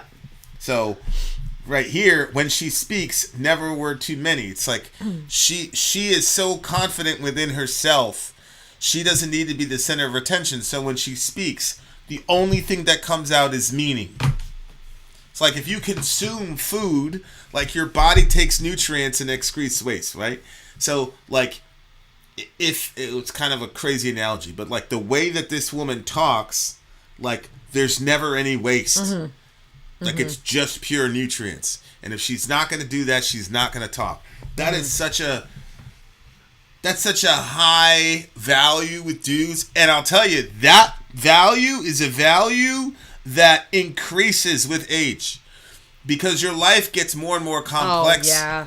So when you have a person, not only is it, see, that's what I'm saying, like, it's hard to communicate because you're hearing loud, you're hearing the loud part about it. Mm-hmm. It's not the loudness, it's just the fact that a lot of what you're saying is waste. It's like meaningless. It's not, there's nothing. So I'm coming in from a hard day's work and you're just loud and whatever, and you have no depth to anything. There's no wisdom, there's no purposefulness behind what you're saying, and it's just, like, that value as life begins, as you start adulting, like as a man, like as you start adulting, that value becomes higher and higher and higher the more complex your life becomes because there's all this noise. But Yep. Yeah, I agree with you. You're never gonna get a conversation like this other than in the manosphere, because now what happens is that these dudes, they've been repressed, and they have to a degree. Like, I'm not gonna, whatever, but instead of saying we need depth, we need meaning, really what you need is you need a partner. You need an etzer. You need somebody that's going to hold you up and understand the exigencies of what it means to be a man in the world. But because, like, men and women are now in a situation where they're at war with each other, right, instead of saying, like, oh, you must have had a hard day, or oh, she must have had a hard day, it's like, I have to prove that my hard day was harder than your hard day, and so now we're vying for who's got it rougher. That's why when she starts talking about men are more likely to commit suicide, men are more likely, it's like, you have to prove that men are suffering, and then once that gets established, then we can move on to the thing. And, like, nobody's thinking about, like, okay, men are suffering, women are suffering. That's a given in a sinful world. And that's one of the things that's convenient about a religion, is that it tells guys, you're going to suffer. It's going to be hard to put bread on the table. Women, you're going to suffer. It's going to be hard with kids. And by the way, relative to your marriage, you guys are going to be at each other's throats. Like, it says that right from the beginning. Yep. So it's like, we have templates that we can operate from and pull from and say, hey, But like, if you don't have that template to pull from, man, now you're getting all these dudes who are just full of bitterness and anger, and they're not finding ways to communicate to the other side of the fence, because women are looking at it like, we still got a long way to go relative to feminism, and they're right. The problem is that you've got these really psychopathic third wave feminists alongside very rational, in my view, feminists that are pushing for things that to me are very obvious. Right. But when you have people that are saying things like every honeymoon is an act of grape. Right. You know what I'm saying? Like, people are going to be like, all right, we out of here. So now men and women are just like... Yeah, I think it's good to know there are certain things that are just patterned. Like, they are what they are. They're patterned. Yeah. So, like, if you're gonna make a garden, and you get a book on how you're gonna make your garden and how the things are gonna grow, they're basically gonna follow, like, the book. You can get a book on that. And, like, the same thing is true with, like, like, if you have kids, like, everybody knows about the terrible twos. Everybody knows that by the time they turn 2 years old, they're really pushing all the limits, and they really want to test everything to see, like, look, are you serious? Because if you're serious, I'll hold back. If you're not serious, I'm going to do what the F I want to do, Correct. So they're testing that out. So we have these things, but a lot of times in relationships, we don't realize that there's a playbook. Like, there's a lot of things that are very common to relationships. And one of those things being the war, like the male-female version of, like, battling each other. That is literally, like you said, right there at the beginning of our religion. It tells us, like, hey, this is going to be a problem. So when you know that, then you can keep your eye out for it. But, I mean, so, yeah, I think that, I don't know how I was going to tie that in. Yeah, it's interesting. Like, you can't... Slender neck shining better. Her hair is true lapis. Her arm gathers gold. Her fingers are like lotus flowers. Ample behind. Tight waist. Her thighs extend her beauty. Shapely in stride when she steps on the earth. That's so funny. Because I'd be like... Black guys aren't the only guys that like a shapely behind, as it were. You're like, oh, it's all black guys. Like, most other guys like a flat... No, I didn't say flat. I just thought, small. I just thought they wanted really like a small... Small like what? No, I was completely Small and flat are like the same thing, right? Well, no. No, I mean, you could have a small little bubbly butt, but like a small flat, like small. I just thought she'd be small. Yeah, like a child. Well, I wasn't thinking about it in that aspect of it. I was just thinking like, to me, like, weird, okay, bro. well, I thought it was because a man is looking for self-control, because if he marries a woman that has self-control, then she's going to be able to have self-control in the finances, she's going to be able to have self-control with this and that. Like, there's a lot of self-control needed in a marriage. But black guys, we don't care about self-control, so we like the girl with the big booty. Because you're making the little booty self-control. No, so this is what I thought. The big booty equals a lack of self-control. So white guys value self-control, black guys don't. Which is how you are. I guess maybe perhaps because I did think that black guys were the only guys that were okay with a big butt. And all I'm saying is like this is like again, like what I said, are we talking about? When we had to choose, we chose Marilyn Monroe. Marilyn Monroe wouldn't have made it today. It was all the skinny girls with no junk that were like forced the fashion industry into their image. We weren't like that. We were like the fashion industry. Yeah, we were looking at Marilyn Monroe and the Southern Belles. Look at the Southern Belles with their dresses and shit. The shit would all come out there by the thighs. Like, what are you talking about? They had to compete with us. They weren't walking around doing that shit. That's what I'm saying. So that's what I'm saying. It's like things have just changed. People are different now. Like, you can't write music like this. You can't write songs about how the girl doesn't speak too much because there'd have been a giant Jezebel. Literally, this is a magazine outlet called Jezebel. Oh my God, listen to this guy objectifying this woman, talking about her bum, saying she doesn't talk too much, blah, blah, blah. It's like, yeah, I mean, if you want to look at it that way, go for it. Like, you know, I don't know. I don't know. I like, there's so much division now. Like shit is crazy to me. Like you can't write music like this anymore to your lady. Well, I think that like intentionality. You got too many of these crazy, over crazy people. But at the same time, like a lot of crazy shit has happened, and so you have to have like these certain guidelines for like when stuff gets really crazy. I mean, it's but like in art, in romance, you got to have those guys. That's got to be in your thought process when you're writing about your girl's bum. No, that shouldn't be. Like, what the hell? Yeah. That's what I'm saying. It's like there should be lines. Like, come on, like see the beauty in it. See the beauty. But again, like we gotta pretend like there's no difference between men and women. So, like now that we're trying to like flatten everything and just it's just Homo sapiens. Like there's nothing unique about femininity. It's all culturally constructed.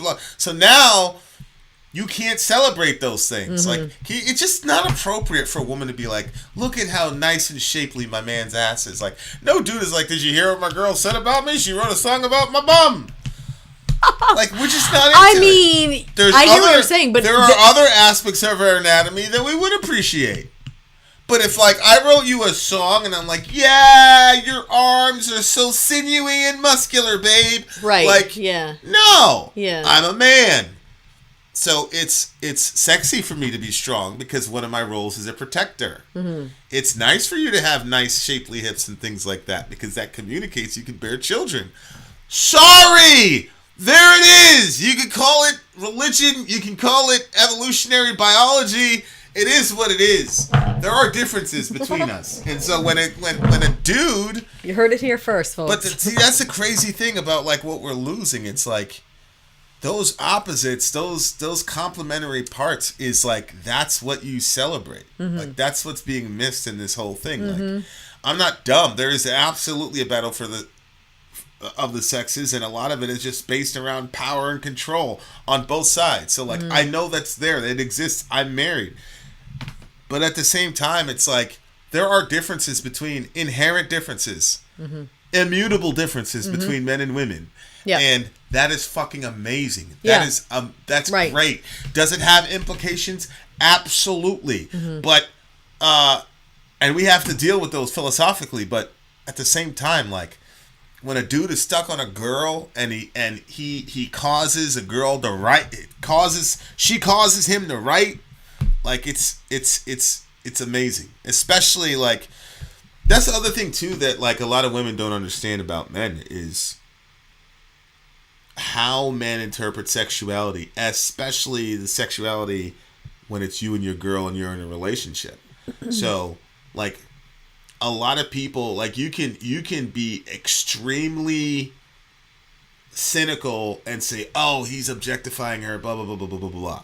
But what a lot of women don't realize is you're taking that desire and, like, you're bastardizing it and making it as something dirty.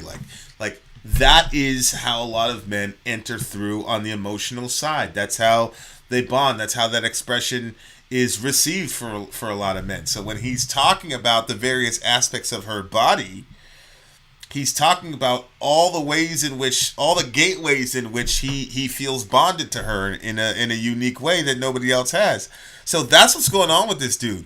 But there's been a lot of dudes, probably millions of dudes, that have said something like this, and nowadays it's like, oh, you're objectifying the. It's like, maybe. I mean, like, I find that so hard to believe because, I mean, he's not just like. So if it's just if you're just talking about her sexually, and it's just like there's not really like anything, it's just about her like that. But he's saying, sister without rival, most beautiful of all, she looks like the star goddess rising at the start of the good new year. Like he's like exalting her, and he's talking about. So to me, it's not just because I think that, especially, you know, in a world of pornography, like the stuff that we have, like those documentaries where it breaks down like the different stuff and you hear from these girls and stuff, it's absolutely heart-wrenching, the stuff that will go on in pornography and the types of videos that people want to see.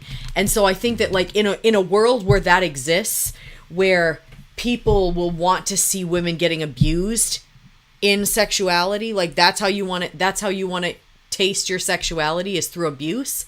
What's going on with you? What's happening here? But anyway, like, as society, but like, you think a guy that's ingesting that, a steady diet of that, is going to write something like no, this? I don't think so. I don't think so at all. I'm just saying that when that's there, like, you're not sure, like, sexuality kind of feels like it's like on this middle road, and it's like, well, where is it going?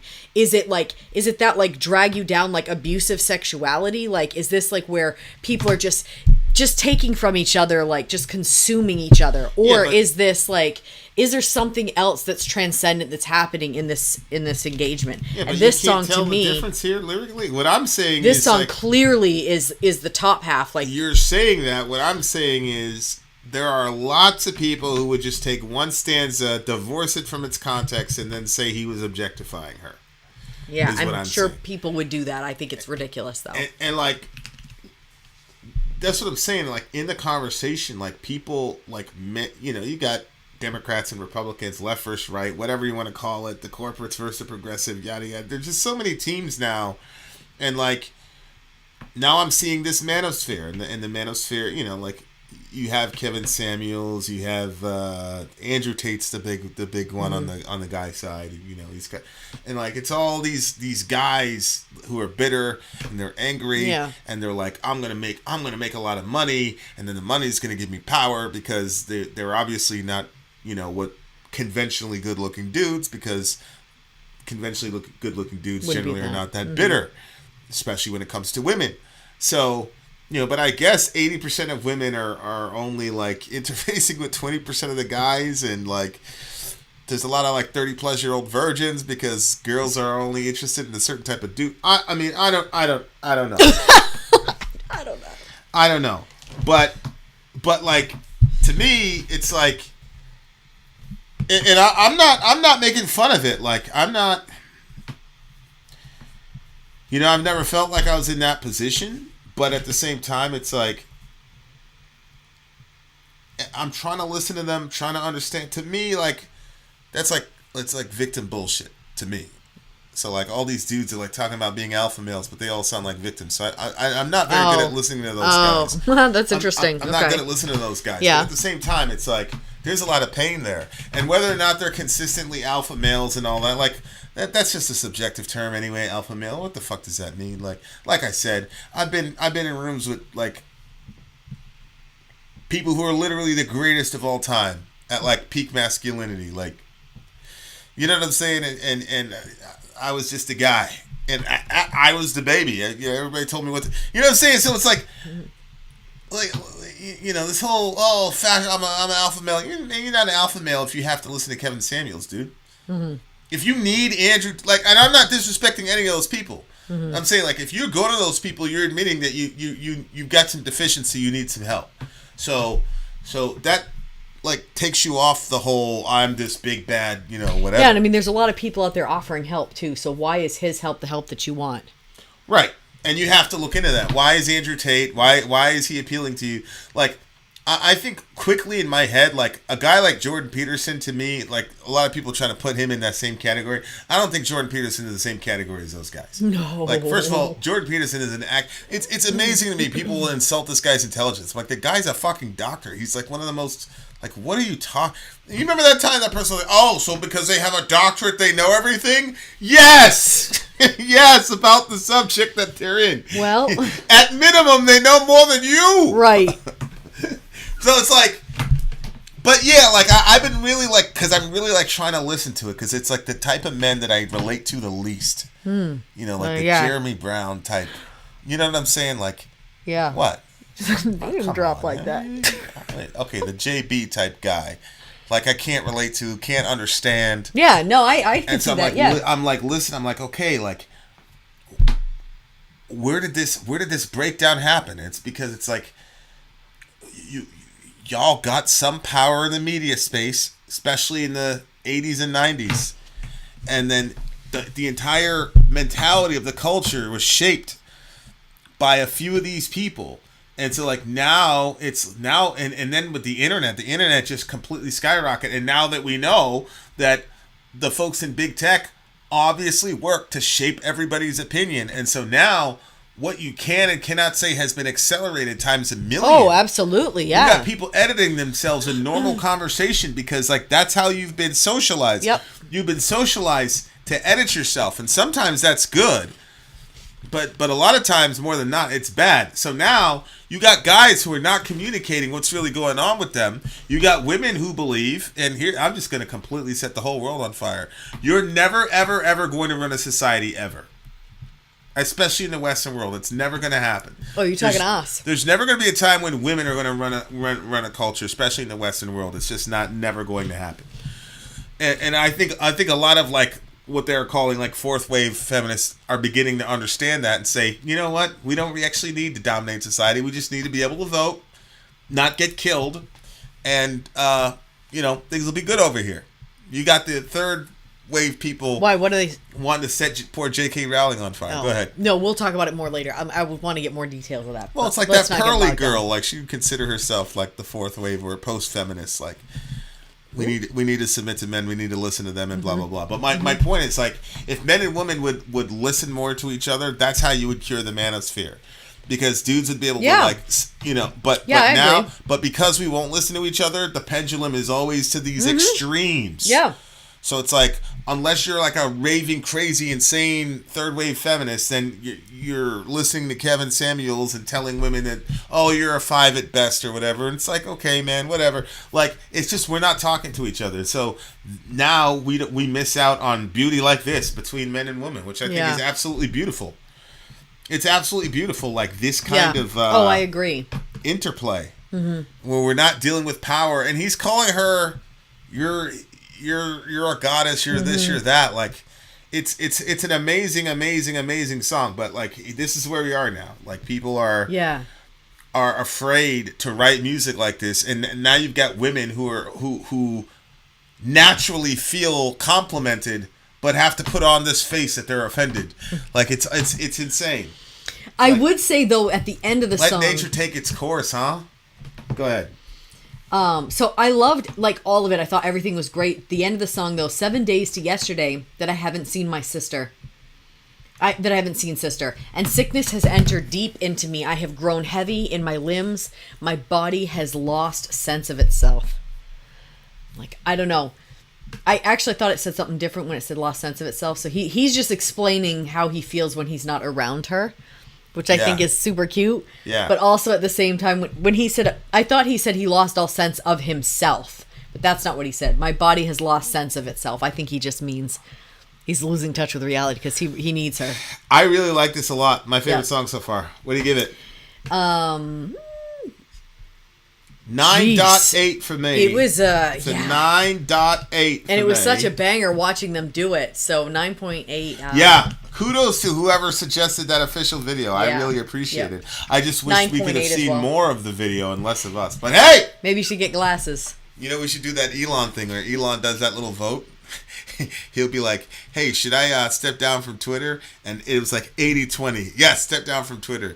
He's like, all right, guys, we're going to have to redo this vote. A couple things I didn't consider. We'll re-up in the AM. Having said that, dear listener, 9.8 for me. Same for me. Vin out. Sorry out. Gone. Holy smokes, that Elon. He's hilarious. We shall return.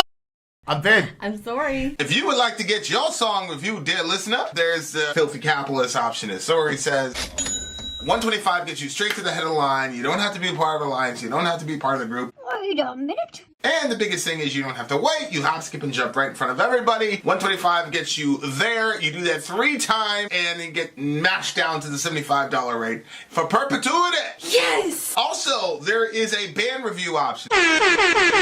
So if you've got a band and you're trying to get your band some exposure, hit me up at sorry@gmail.com, and I'll show you the details about how to pull that off. You can also jump on Patreon, and there is a option on the tiers to be able to get your band reviewed. Obviously, we can't lie to you, so we can't guarantee a positive review.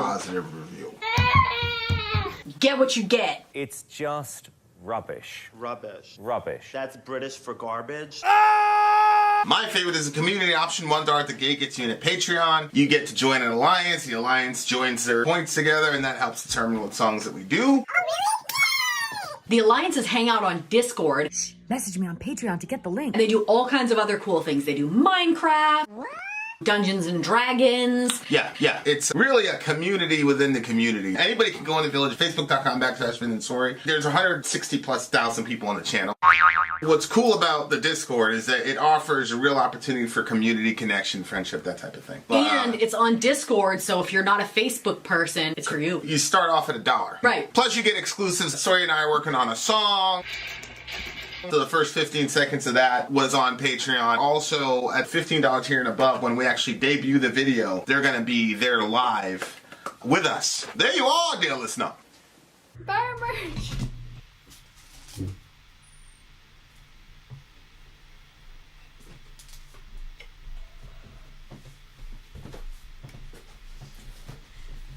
And a child shall lead them to buy our merch.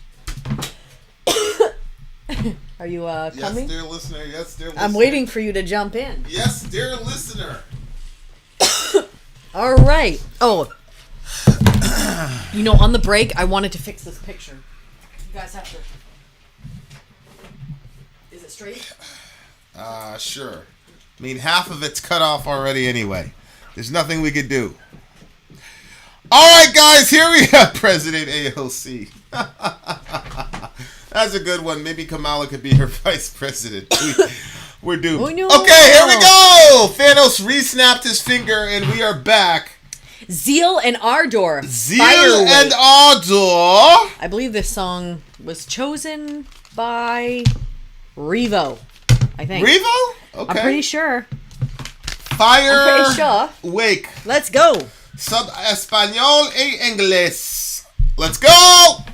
Fire awake for the mothers and the fathers. No pain anymore, no pain anymore. Stay awake for the last and the others. No pain anymore, no pain anymore. Eyes open for the miracles and wonders. It won't rain anymore, no pain anymore. Every time you were so sure that nothing went right, it's coming back to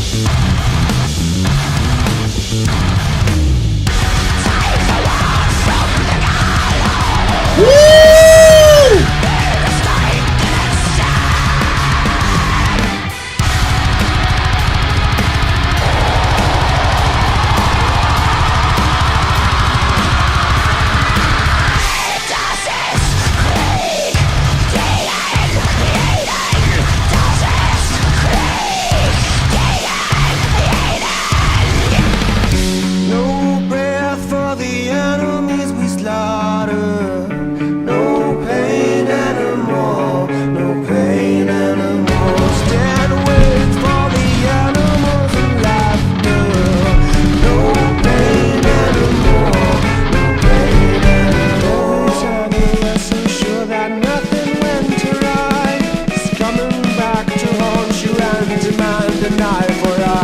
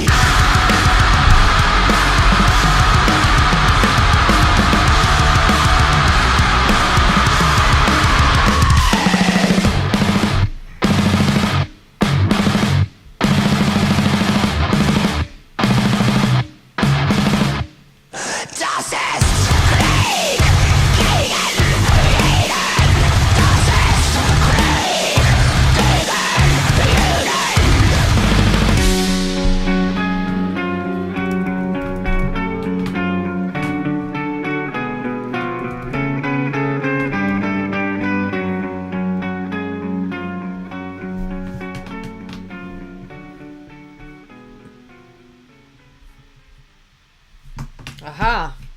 Aha! I think... Song about fighting, war, I think... warfare. Okay, so Das ist Krieg this is war against every. Against every. I think is the... Maybe against the whole world, like we're going to work with everybody. Das ist Krieg gegen... Where did it go? Where'd the lyrics go? Das ist Krieg gegen jeden. Yes, good job. Yeah, against everybody, I think. That's what I'm guessing. This is war against everybody. I think. Fire wake for the mothers and the fathers. Help no pain us! anymore. No pain anymore. Help us! Help us! If you know the lyrics to this song, let us know. Like the English. I think, the chorus. I think we have it right though. I think it is. Das ist Krieg. This is war. Yeah. That sounds a lot cooler though than saying this is war. Das ist Krieg. I don't know how to do German very well. Go ahead. What's going on with you? They're definitely influenced by Metallica for sure. Okay. For sure. All right. Yeah, I like the. It had there was some Metallica definitely feeling in there. I definitely could see the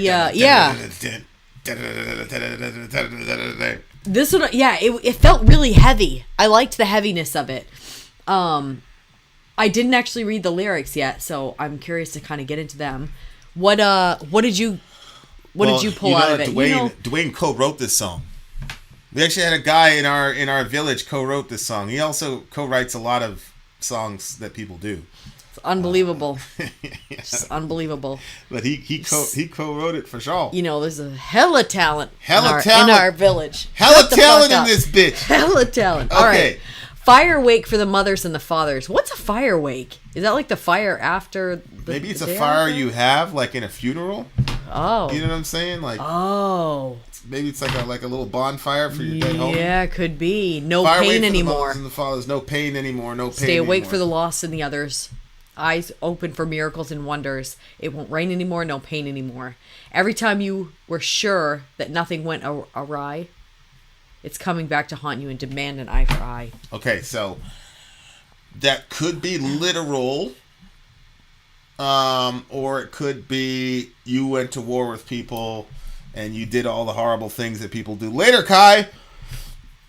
you do the horrible things to people that you do in the war, and now you think it's all good, but now it's coming. It's going to come back to haunt you an eye for an eye, and then it goes to the chorus. Das ist Krieg gegen jeden. Right, I'm going to war with everybody. Das ist Krieg. I remember very, very distinctly when I had that feeling. Oh, really? Yeah, as a kid. Really? Yeah. I remember very, very. I mean, I wasn't like a child. Well, what do you mean? Go ahead, explain.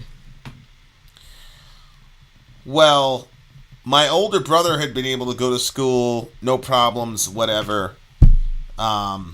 And obviously, I looked up to my older brother, and so I wanted to be like him, obviously. So I was okay, but what I didn't notice is that my older brother never had a lot of friends.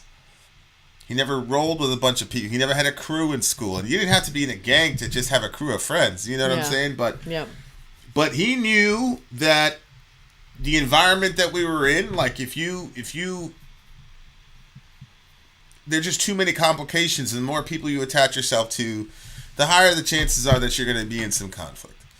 And so that was part of the thing I didn't recognize. And so, stuff was going on, and then stuff started happening to my friends. You know what I'm saying? And, there was one particular moment where it's like, all right, we'll fight one-on-one, we'll fight honorably. And then, weapons came out, all types of shit. Mm-hmm. So after that, I was just like, okay. Because I just remember being like, oh, we weren't prepared, blah, blah, blah. It was all this shit talking. It was supposed to be a one-on-one type of thing. And then, my friend was coming out on the top end of it. And then, it's like 4-1 as far as what the numbers were. So at that point, I was like, okay, we're going at everybody. Because we're trying to follow these rules and the rules aren't working and blah, blah, blah, blah, blah. I mean, it was a terrifying situation to be in, but yeah, I bet. But it's a very distinct feeling where you're like, fuck everybody, fuck everything, okay, And the other thing too is the random nature of the shit that I was seeing. Oh, this guy's going to work, and then boom, he ends up with his face cut open. It's it wasn't as random. As the years went by, I began to realize it wasn't actually as random as I thought it was. Oh, really?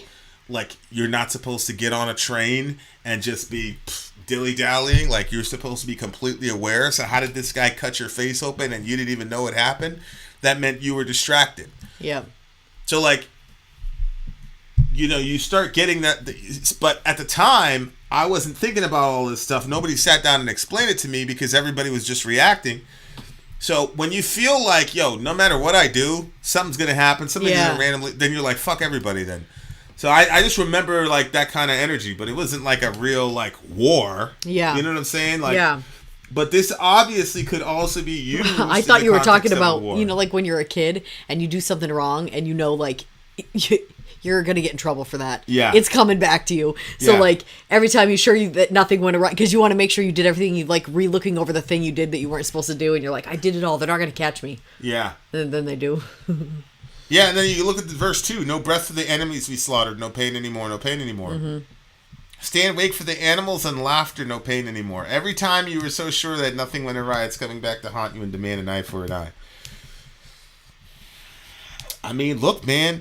And it says, take the wood from the gallows and build a stake in its stead.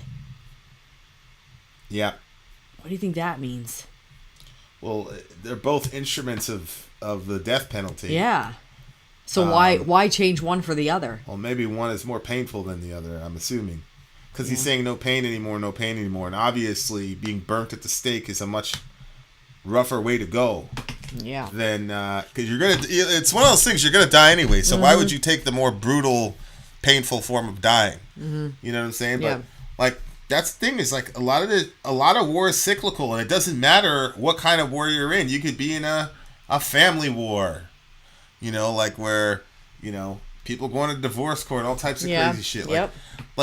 People, this is one of the things, shout out to my stepdad, he never really gave me a lot of, fatherly advice. He overheard a conversation I had one time, and he was like, just don't get anybody pregnant. Right. That was his fatherly advice. Yeah, he's my stepdad, But I remember, one time, he said, we were talking about Vietnam or something like that, because he was supposed to go.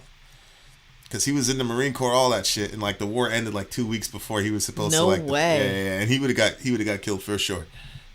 But like, that's crazy. I said, I was talking about war, and I was talking about like, who won the war, and he basically was saying that they did. I'm like, how's that possible? We're America. He's like, I mean, it's war, man. And I'm like, what do you mean? Like, we went to Iraq and we spent like 2 weeks in there. He fucked everybody. I'm talking about the first Desert Storm. He said, nobody wins in war, son. Nobody wins in war. I was just like, what the? This makes no sense to me at all. But it's true, man. Like it's no matter what type of war you're in. Like, I learned that quick. So like, we were in the middle of a little bit of a social war, and I'm like, when you're in the middle of like a social war, like an interpersonal battle, like especially when it comes like to people's egos and shit, like people really get like lost in it, and they become obsessive about it, and like and like there's no way. I'm very glad that like I learned that lesson. There's no way to win a war, especially a social media war, because it doesn't matter. They can always respond. Right. You know what I'm saying? Like it's so like there's always there becomes a point where like you're both just bleeding out. And then like it gets to the point where it's like people are looking online like, what the fuck? Like, yeah. Like, Exactly. What are you guys what doing? are you doing? Yeah. Like, so like, like there's this guy like I was talking. I talked to him for a couple of years, whatever, and he'd want a debate, and I'm like, all right, look, let's have a debate, okay? But like any of the ad hominem, whatever, I'm just gonna block. And I usually don't block people, but this is a guy like I knew personally, and like there was no movement, so I'm like, I'm gonna shoot this video for you, and if you say any dumb shit, I'm just gonna block you. I'm done with you. And I shot the video. Of course, he didn't have a response for it, so he started with this thing. I just see ya. Like, oh, and then like he was on like 4 other platforms. So he's like, I can't believe you. Just, oh no, really? I'm not going to war with people over dumb shit, man. No, I know. I'm not gonna like go back and forth. For what? I'm not going to go back and forth with silly people. And you know what I'm saying? I think that's why. Remember, there's that verse in the Bible that it says, like, not to cast your pearls before swine. Exactly. Like, exactly. Why would you take something of such value and throw it into a pig pen where they're just going to stomp all over it and not recognize the value of it? 100%. And sometimes, like, when you're in conversations with people, like, you got to recognize that's the type of conversation it is. Like, this person's not trying to hear. They're not trying to listen. They're not trying to learn. Yeah. And like, there comes a time like there's no like, so if you win a war in like the conventional sense, it means that you're the best at killing people. And the people that make those decisions have never had to do that. Yeah. But the people that actually action and execute that shit have to live with the ramifications of it. Whether or not but like I think it's like every 22 minutes or something a vet is killing himself.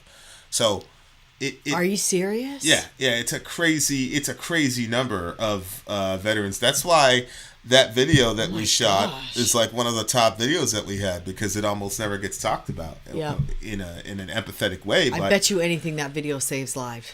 It has to. I'm sure the 5-finger death punch video. Yeah, 100%. Like it's a terrible. I hope so. I mean, what an honor if God used us like that. You never win wars. Yeah. And so like when you're young, and my Taekwondo instructor, Sensei Kim, he's like the best way to win all your fights is to run away and all this. And I used to think like, oh, he's just trying to moralize. He's Jesus, turn the other cheek, like.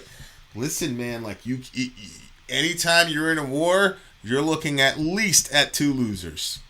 At least. Yeah. Like I'm going to stay as far away from war and conflict as possible. Like, you know what I'm saying? And that, like, if you understand that about yourself, like, you're going to stay away from war, whether it's social war, fight, whatever war it is, I'm going to stay out of it. It really, like, it really emphasizes to you what's important to you, because like abortion, okay, I'm going to war, I'll fight over that, and I'll lose in order to win that battle for sure. Because that's a battle where I'm fighting where, like, if we win, people live. Yeah. You know what I'm saying? Yeah. But, like, all the other wars, like, there are very few things that are actually worth it, including in your relationships. Like, going to war for your relationship, great. But, like, there's a lot of things where it's like, over time, you're just like, yo, I'm not going to go over war over that. Because there's going to be some sort of vengeance. Mm-hmm. If you're a parent and you go to war with your kids because the kid is not, listening to you, respecting you as you feel you should be respected, that's cool. Go to war with them. Get into a nice pissing contest with you and your kid. Hell, you might even take the car keys away from that rebellious ass teenager. And as soon as that motherfucker's self-sufficient, he's out of there. Yep. So you'll win and lose him. Like, there's just so many instances where it's like, yo, it's just a lot better to not have the war. Mm-hmm. Yeah, I've been thinking about that lately. I've been thinking, like, how can I... Holy shit! Metaphorically pull... Hey, Michelle is having her baby. Oh my gosh, yay, we're praying then. Hey, Dev, that's really, really cool. You're a praying person. Keep praying. Yeah. Oh, cool. Absolutely. Send us some pics after you're done. Yeah, for sure. Okay. What do you get the song? So let me just finish that. Like, I've been thinking a lot about that lately in my parenting, is like, how can I metaphorically pull my kid in while still directing them where they need to go? Right. Like, you don't have to push them away to direct them where they need to go. You got to pull them in, keep building that relationship with them. So when it is time for them to, whatever, like, you have that relationship. Controlling other people and all that doesn't accomplish what you think. Okay. Okay. So I'm going to give this one, I'm going to give this one a 9. Yep. This is a solid 9 for me. This song is going to get a 9.4 for me. I agree a little. I think it was Dwayne who brought up the Metallica thing. It did sound pretty close to Metallica's 1. And that just, to me, that rhythm, like... Was that a positive or a negative? Well, it's gonna get a point or two deducted. Obviously, I mean, you're taking, but I mean, they added their own little flair to it. But that it's just very hard. Like, you saw, we were fucking around a couple days ago, and I was doing that part. Mm-hmm. You're like, yeah, it's just fun. It's just fun. So that hurt it a little bit. I'm gonna give it a 9.4. It's still a good song. Okay. And Dwayne wrote this as a relationship song, just so you guys know.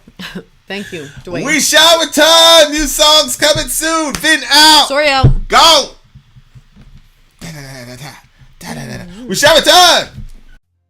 I'm Vin. I'm sorry. If you would like to get your song reviewed, dear listener, there's the Filthy Capitalist option. As Sorry says, 125 gets you straight to the head of the line. You don't have to be a part of Alliance. You don't have to be part of the group. Wait a minute. And the biggest thing is you don't have to wait. You hop, skip, and jump right in front of everybody. 125 gets you there. You do that 3 times, and you get mashed down to the $75 rate for perpetuity. Yes! Also, there is a band review option. So if you've got a band and you're trying to get your band some exposure, hit me up at itsorry@gmail.com, and I'll show you the details about how to pull that off. You can also jump on Patreon, and there is a option on the tiers to be able to get your band reviewed. Yep. Obviously, we can't lie to you, so we can't guarantee a positive review. Get what you get. It's just rubbish. Rubbish.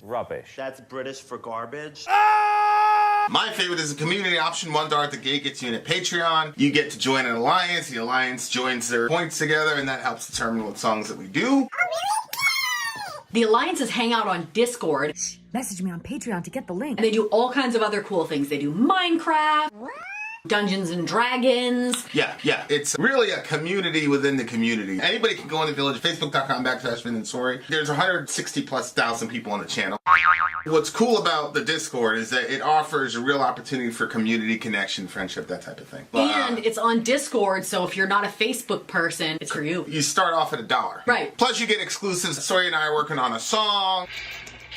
So the first 15 seconds of that was on Patreon. Also, at $15 tier and above, when we actually debut the video, they're going to be there live with us. There you are, dear listener. Buy our merch. Buy our merch indeed, it shall lead them. To buy our merch. Yes, dear listener, yes, dear listener, yes, dear listener. We are on to song numero 5. Yes, okay. Anna von Hauswolff. Anna von Hauswolff.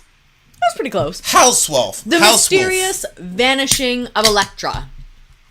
All right. That's interesting. Yeah. So we have the lyrics right up there. Vanishing of Electra. Fun fact about this song. This song was co-written by Dwayne Chamberlain. There you go. And if Guy's been busy. If you guys want proof, I've got the proof right there. Your Grace, where are the rest of the... So if you scroll, just go above it and then scroll. Yeah, there you go. I see. There you are. The Mysterious Vanishing of Electra is the name of the song. Mm-hmm. We have the lyrics. She has the voice. And we shall do it. Her name is Anna von Hauswolff. The Mysterious Vanishing of Electra. Let's go.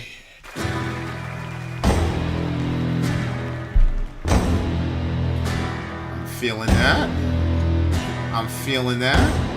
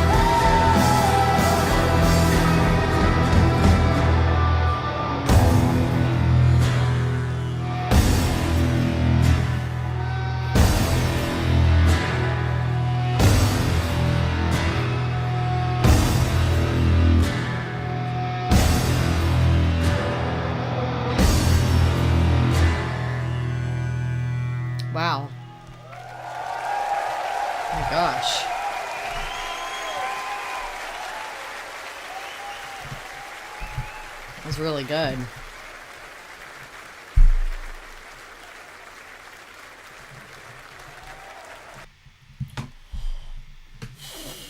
That was really good. Those notes that she was hitting, the mystery of this song, probably because, I mean, maybe it's part of like an album, maybe everything would be really clear, but I liked how it was like, well, the title, The Mysterious Vanishing of Elektra, but it kind of had some mystery in the sound of the song.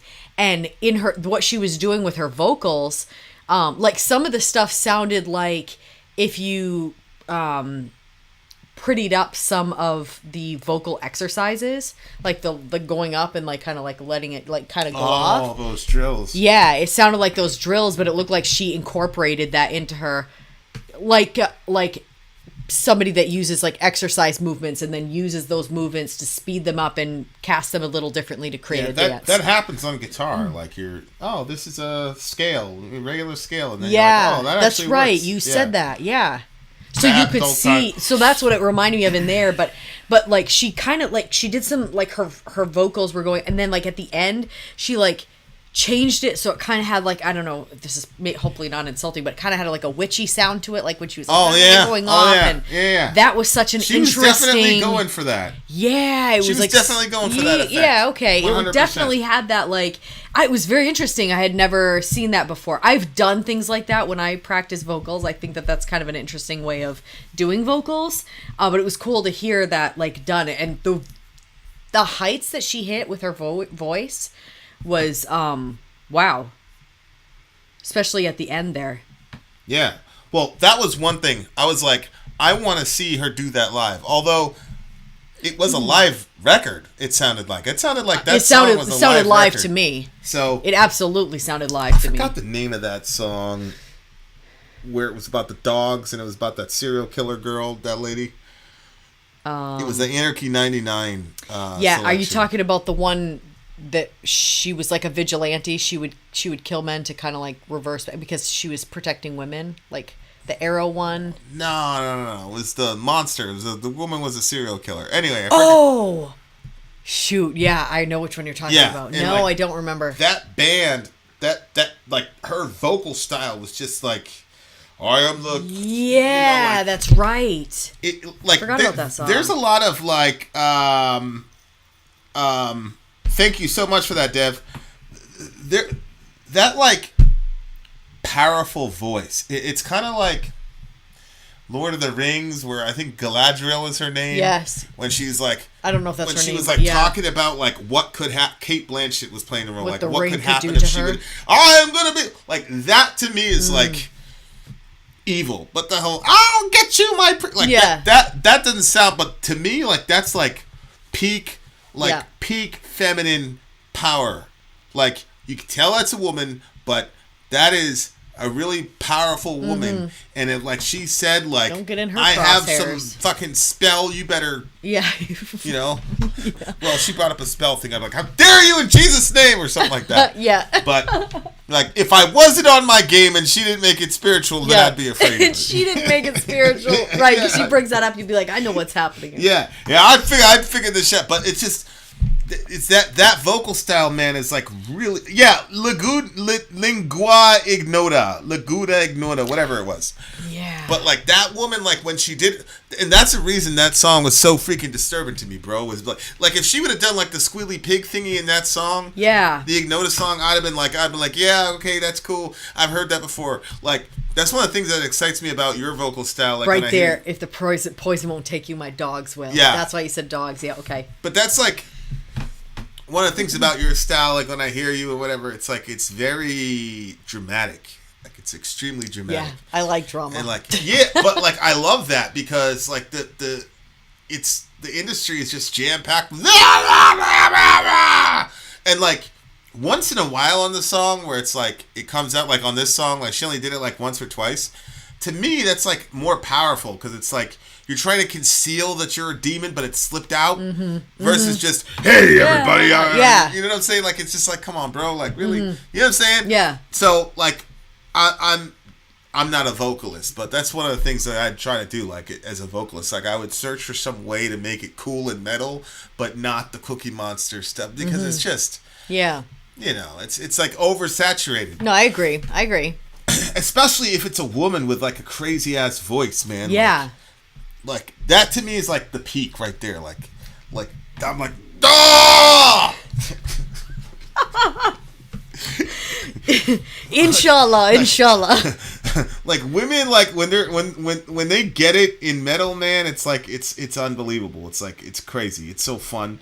But yeah, like the way she did her voice, man, I was like, shit, I gotta hear that shit live. But again, but I think it really did have a live sound to it. Yep. What did you think the song was about? Well, again, I wasn't sure if we're like kind of in some universe, some world where if we knew the whole album, we'd know. To me, like I said, it had a bit of mystery to it. Yeah. Because she says, my feet are not enough, which is kind of interesting. Oh, to save me. His search is not enough. Oh, to find me. My love is not enough to save me. And then she says, you search through the forest and the bottomless sea and you cry. Push the trees, push the sky, push the air aside. You look at their faces and their meaningless loss and you cry, who is she? Who is she? Who is she to say goodbye? So it definitely had some mystery kind of to it because it wasn't super clear. I didn't know if she was something that had come around them and then she was leaving, but then they were saying who is she to say goodbye, like they didn't want her to leave. I don't know. It wasn't very clear to me, to be honest with you, what the song is about. Well, it was mysterious disappearance, the mysterious vanishing of Elektra. So like you could say in the first half of the song she's incarnating as Elektra. I mean, her feet are not enough to say. Maybe she's running because we're talking about the forest. Maybe she was running through the forest and she's saying they're not enough to save her. Because if you had bare feet running through the forest, it would be like a really painful experience. And then she says his search is not enough to find me. So somebody's coming to find her and she's running through the forest. So even though her feet are not going to carry her, the search is not strong enough to be able to find her. But then she says, my love is not enough to save me. Yeah, I think this is probably about... Maybe it's my love as a person. About an abused woman who probably ends up dying at the hands of her abuser. Oh my gosh. So she's running away from him, but her feet aren't enough to save her. And then obviously he is trying to find her, but he's also reaching a limit. And I would say that limit is literal and metaphorical. His search is not enough. Like in the interim, he can't find her, but he could never really find her, which is probably the reason why he did what he did. I'm filling in blanks here. So, my love is not enough to save me. Because we talked about this before. Like a lot of abused women, like they'll think if they just love the guy enough, then that'll stop him from doing all this stuff. She ends up disappearing, and then it's you search through the forest and the bottomless sea, and you cry, and you push the trees, you push the sky, you push the air aside, you look at their faces and their meaningless loss, and you cry, who is she to say goodbye? So it looks to me like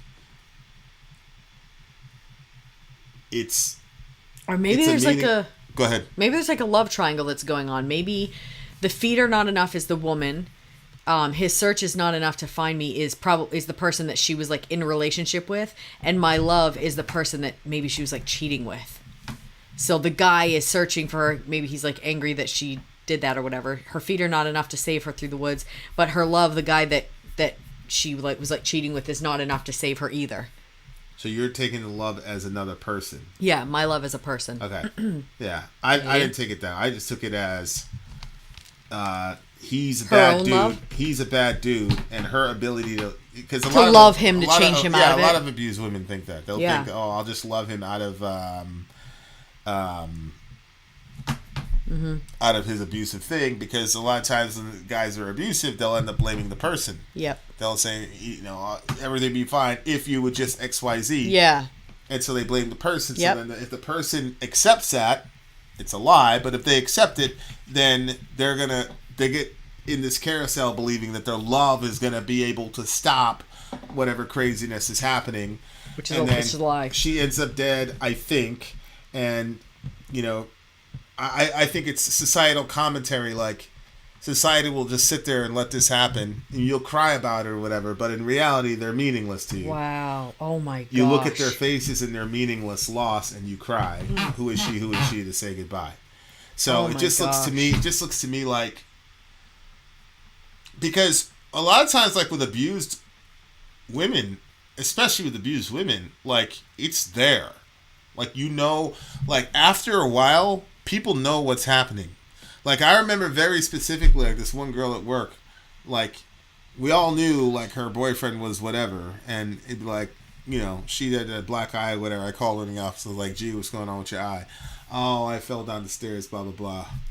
And it's like, okay, like, that's not what the fuck happened, but what am I going to do? Am I going to say, you're lying? But, like, it's a weird situation. Yep. I'm a little bit different because I was a kid of an abused mom. So, but people wouldn't even ask her that question. Yep. They wouldn't even ask her that question. She's like, you're the only person that's like has a, you know, she threw on the attitude thing with me, blah, blah, blah. I'm like, all right, just go ahead. And she just left the office, you know, whatever. But it's like, a lot of times when like that crazy shit is happening to women, there's somebody that knows. There's somebody that knows. There's somebody that saw something. Somebody that, I'm going to say it, Dana White, UFC dude, like, he just got caught on camera smacking his wife. You know what I'm saying? Like, so, like, he put out a little letter. She put out a letter. Oh, I apologize. You guys had to see that, blah, blah, blah, blah, blah. What? And everybody's, I mean, they were both fighting. She apologized that people had to see it? She was drunk, right? So, like, oh, she's talking about the whole event, not him the hitting her. whole event. And, you know, it wasn't like he was, like, he didn't elbow drop. But at the same, but, you know how I am. Like, oh, you put your hand on a girl. Like, you're out. But, like, my point is, like, that's not going to affect him. Like, everybody's just gonna move on, like, you know what I'm saying? So it's a crazy thing. I'm not saying like, hey, they can go to counseling and figure it out. You know what I'm saying? Like, he's a very busy guy. I'm sure there's a lot of strains on their relationship. I'm not saying like, but for me, it's just like, I don't know. There's a lot of times where you look at shit that happened to women in our culture, and you know, it's like, now all of a sudden everybody hates on Epstein. It's like, all those people knew what that guy was doing, bro. Like, even if you weren't on the list, like, that doesn't exonerate you. Like, so on the one hand, like, we'll never say that women are meaningless in this culture. We'll never say that, but like, but the actions are communicating something. It's just like what Pony talks about a lot with these indigenous people. Like, these girls are like disappearing in the hundreds every fucking year, and it doesn't even make the news. Right. Like, I had a lot of like, my white friends were, you know, I forgot the girl's name, for God forgive me, but the two, Gabrielle, yeah, whatever, you know, right? And like, she ended up missing, and there was so much of an outcry. Yeah. And people were like, this is horrible. She's a human being. It doesn't matter if she's white and blah, blah, blah. People weren't getting it. It's like, yeah, I understand that. The problem is that there's hundreds of situations like this with these indigenous girls. They just fucking disappear. And it doesn't matter. But of course, none of us would say it doesn't matter. Right. But our actions and the way that we, you know, we don't do anything. We're around an abused woman. We don't say anything. You know, people... We've seen situations where girls getting abused in the broad daylight. Nobody says anything. So nobody does anything. So it's like, oh, you know, you're crying, you're doing all this, but you look at their faces and their meaningless loss and you cry. It's what it looks like to me. It's just like, nobody cares. You know what I'm saying? Like, it just, we truly... Right, you search... So you're saying when they're searching for her because she was already killed? Right, she's already You search through the forest and the bottomless sea and you cry. Yeah. Push the trees, push the sky, push the air aside. Right. You look at their faces and their meaningless loss and you cry. So then she's looking back at them and realizing that they're all doing this, but it's all meaningless because they don't really feel it. Yeah, I think women are abandoned in this country, by and large. And, you know, it's like I always say, it's like to the girl, like, oh, this dude all of a sudden cares about you now because he's like, oh, pro-choice, you know, like, oh my God, look what happened to Roe v. Wade. It was hilarious. It was crazy because TYT was doing a review of Herschel Walker because, you know, Herschel Walker had all those, there was one situation where he drove the girl to the clinic. She couldn't do it. And then he drove her back the next day and camped out and made sure she did it. Big millionaire, strong black football player. This girl's poor, whatever. complete power dynamic there, and got her the medicine and never saw her again. He drove her there the second day and stayed in. I said, I'm going to stay in the parking lot till you get this shit done. And the guys at TYT were saying, it was crazy because Anna was out. The guys at TYT were saying, look how horrible this guy is. And then they said, now if you were on our side, we would allow you to be horrible. So he was saying this guy sucks not because he forced the girl to get an abortion. He sucks because he was able to do it, but he doesn't want to let you have the ability to do that to your. And they literally says, like, that's a really scummy thing to do, but in our world, we would let you be scummy. It was unbelievable. That's so, like, crazy. Women have no friends in this country. Like, wow. The main players and the main voices about women, particularly from the male side, none of them give a flying fuck about women, like, at all. Like, there was, especially black women. For Cori Bush, she talked about the 2 abortions that she had. And she talked about how she told the guy no. And she told the nurse no. And they did it anyway. She said they put the instrument in me, which is great. They put the instrument in me and they killed her child. And then she said, so my point is, women are, like, completely abandoned in this country. People, like, if women that think that they have male allies in this, okay, if they're not fighting against sex trafficking and all this shit, like, I don't want to hear it. Like, you see this Andrew Tate guy, I guess he got G'd up in Romania, whatever, and they initially said it was for sex trafficking or whatever. But it's like, do you honestly think that even if that was a legit charge, that dude would lose his fan base? Yeah, right. That's, I mean, again, everybody knows I'm not a never Trumper, but we elected Donald Trump in this country after the grab him by the junk line. Yep. And forget all the hysteria about Trump. Just normal politics. Like, we saw a documentary on a guy that ruined his political career because he made a sound too loud. Remember that one? I forgot like that. That ruined. That was it. It was it. It was over for him. Like, every single presidential cycle, there was always that thing. Like, when's it going to come out? Who's going to come out and say X, Y? It was like that should have completely destroyed him. He was dead to rights on audio, and it didn't. Nope. Like, so if you're a woman and you really truly believe that you have allies in this country, like, for the most part, you do not. You don't. I'm sorry. They will pretend that they care. And, of course, after the whole Roe decision got passed, vasectomies went through the roof.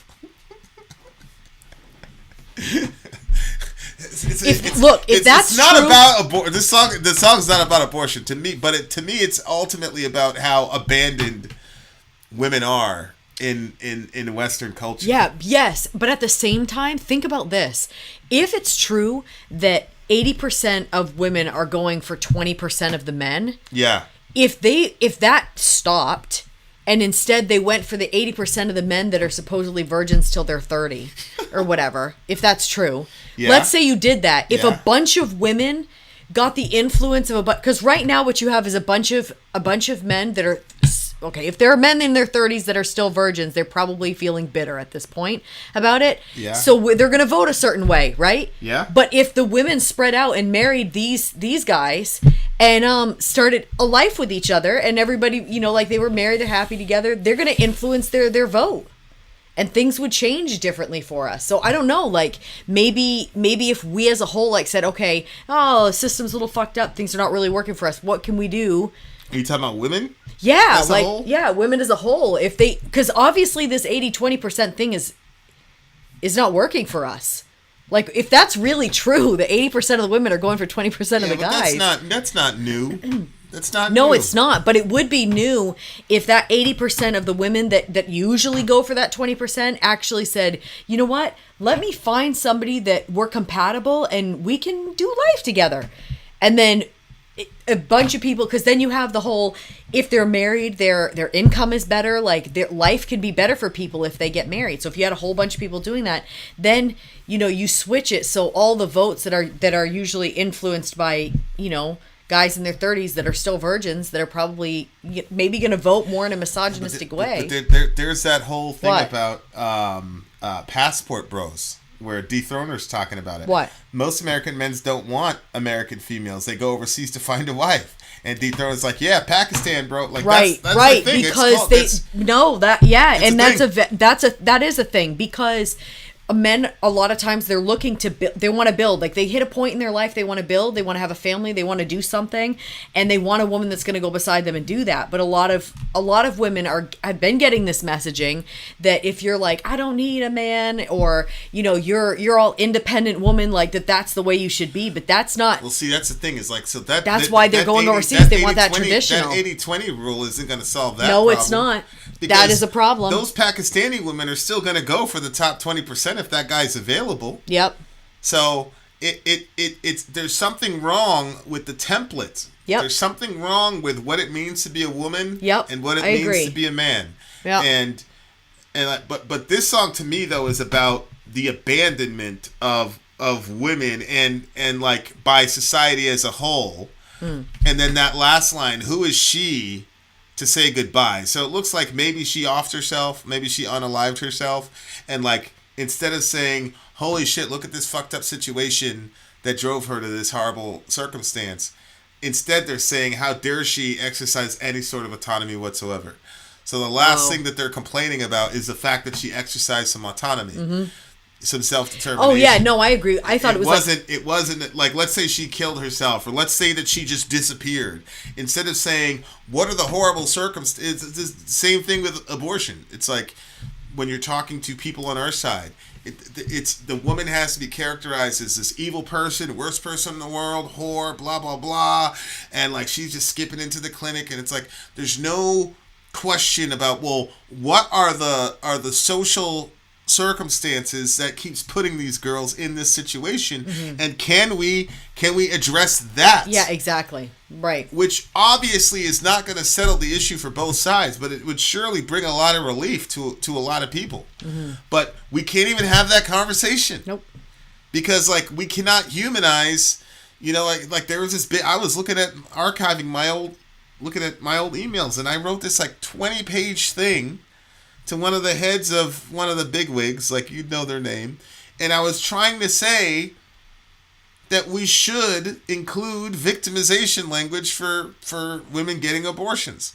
Like we should not characterize that.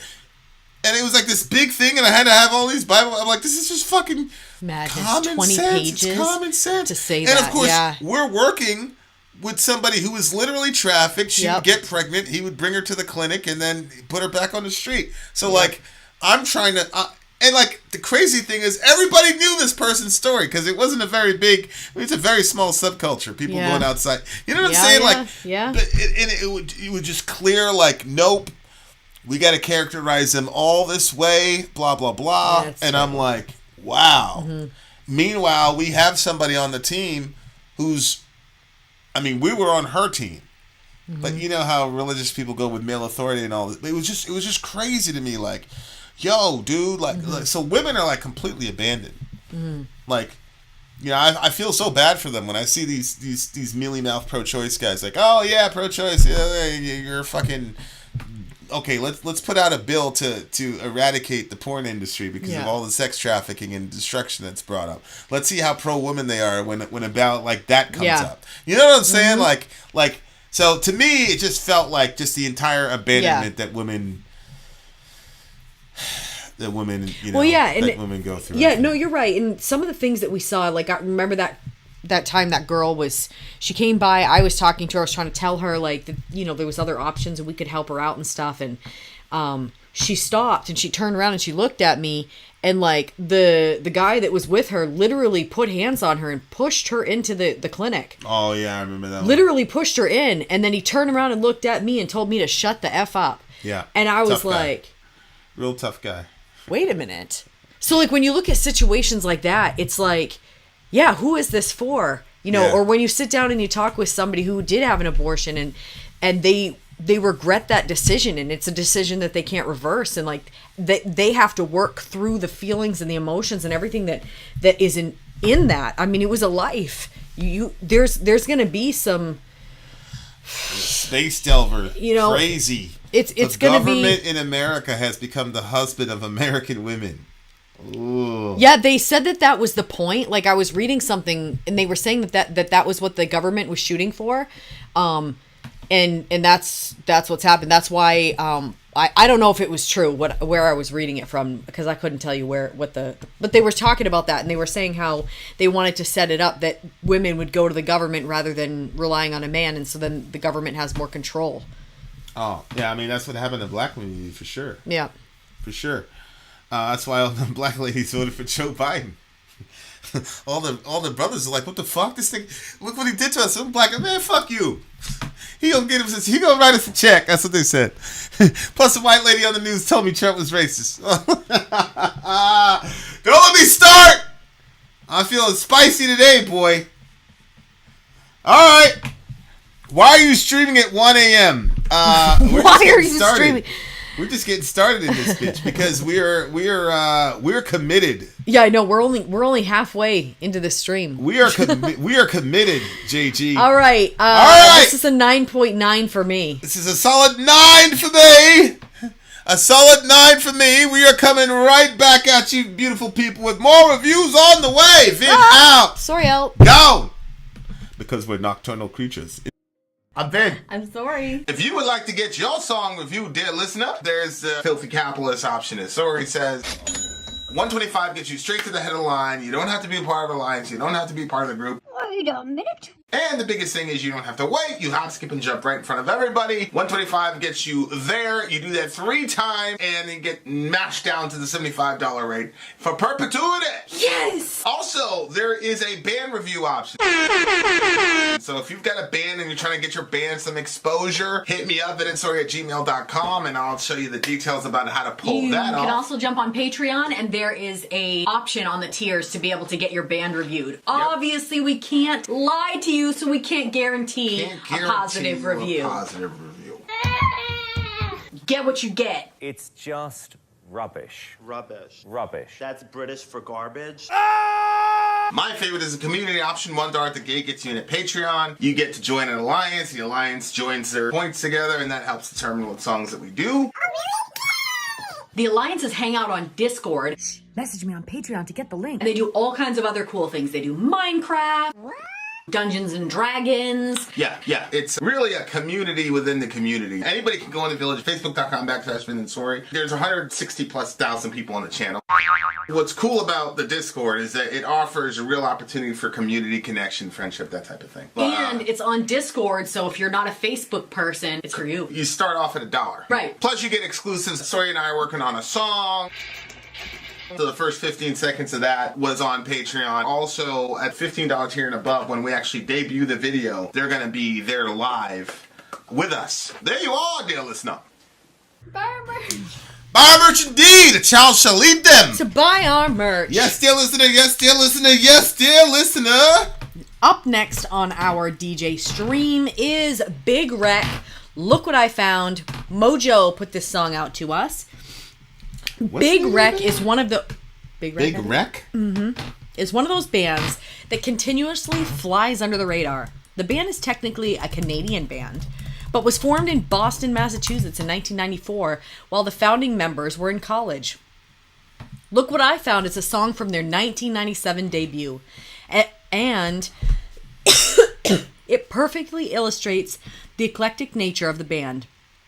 The songs on this record were written at the height of the grunge era, so it's so it's impossible not to hear that in the songwriting and production. But these guys were also influenced by the blues, country, and bands like Led Zeppelin. And much like Led Zeppelin, they were sponges, just soaking up bits of music that turned them on and spitting it back through their filter. They wear their influences on the shirt sleeves, but the music still ends up sounding uniquely like them. No song on their record sounds like any other, and every record sounds different from the last. Okay. And I have to say something about their lead singer and guitar player, Ian Thornley. This guy is crazy good. I never noticed back in 97, but I instantly hear it today, that when Ian gets up into his higher register, he sounds almost exactly like Chris Cornell. Have a listen and tell me I'm wrong. Whoa. Fun fact. He brought up Chris Cornell. He did. It's almost blasphemous in these parts. Go ahead. What were Ian you saying? Thornley was approached to front the band Velvet Revolver. He turned down the gig.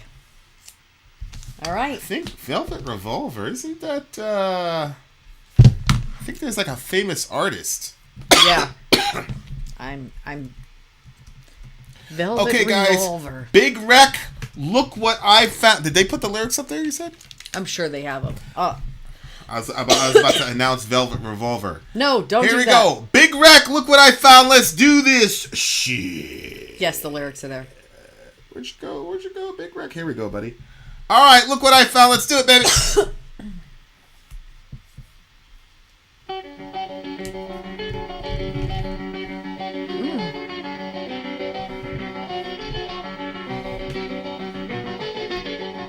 Wait a second. Is it wrong? This is an entire hour. We're on the. What song is it? What's the timestamp? Well, I do see it does say full album.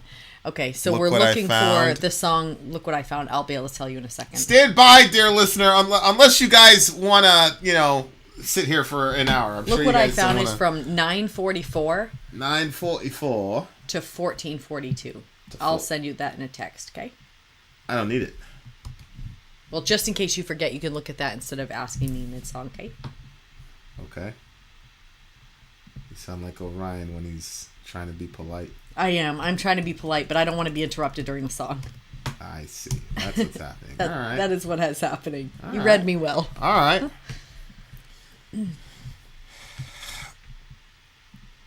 Later, Riv.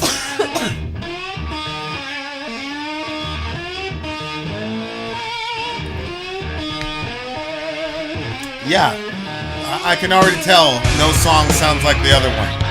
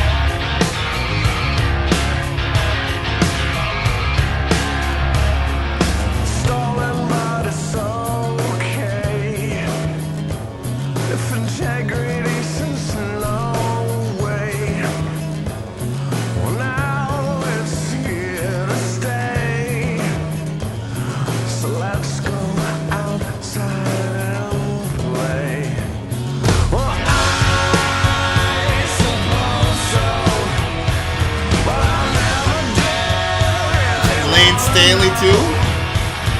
See some Lane Staley in there.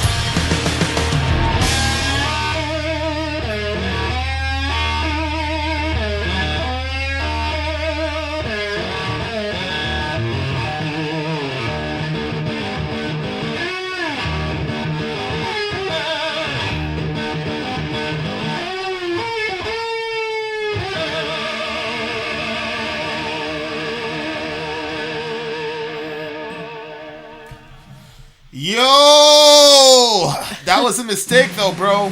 That was a mistake. You should have took that Velvet Revolver job, bro. Honestly. No, they're like a legendary band. I know. It's just funny to announce that right now. It's the first time I heard. It's the first time hearing you, bro. Yeah, you were mega talented. I think you. I guess he stayed. He stayed with his band because he didn't want to put his guitar down. It's like, my guy, just do Velvet Revolver and then play it as a side project. And then people go, holy shit, dude can play. Maybe you should play in Velvet Revolver. You should have stayed in Velvet Revolver. You can't pass up a gig like that. It's like you do it in a garage band. You're right. Korn calls you up. Like, it's over. You're right. It's over with. You should have went. Yes. Okay. So didn't sound like we were talking about stuff that was like... Look at this. Google. You two are so cute. Oh. Google. Google. Yeah. You two are so cute. We're right back at you. It's fully operational. Okay, I was getting from the beginning where it was like these like moral things. Like, it's fully operational. You don't even have to sell. I rooked it, but what the hell? Oh, it's someone else's soul. Oh well. Like, is he like... There's a vehicle. He's saying it's fully operational. We don't even have to sell. Like, it's so good. You don't even have to really sell it. Like, we don't need to sell it. I rooked it, but what the hell? Like, rooked it, like kind of like rigged it. It's someone else's solo. Well, yeah.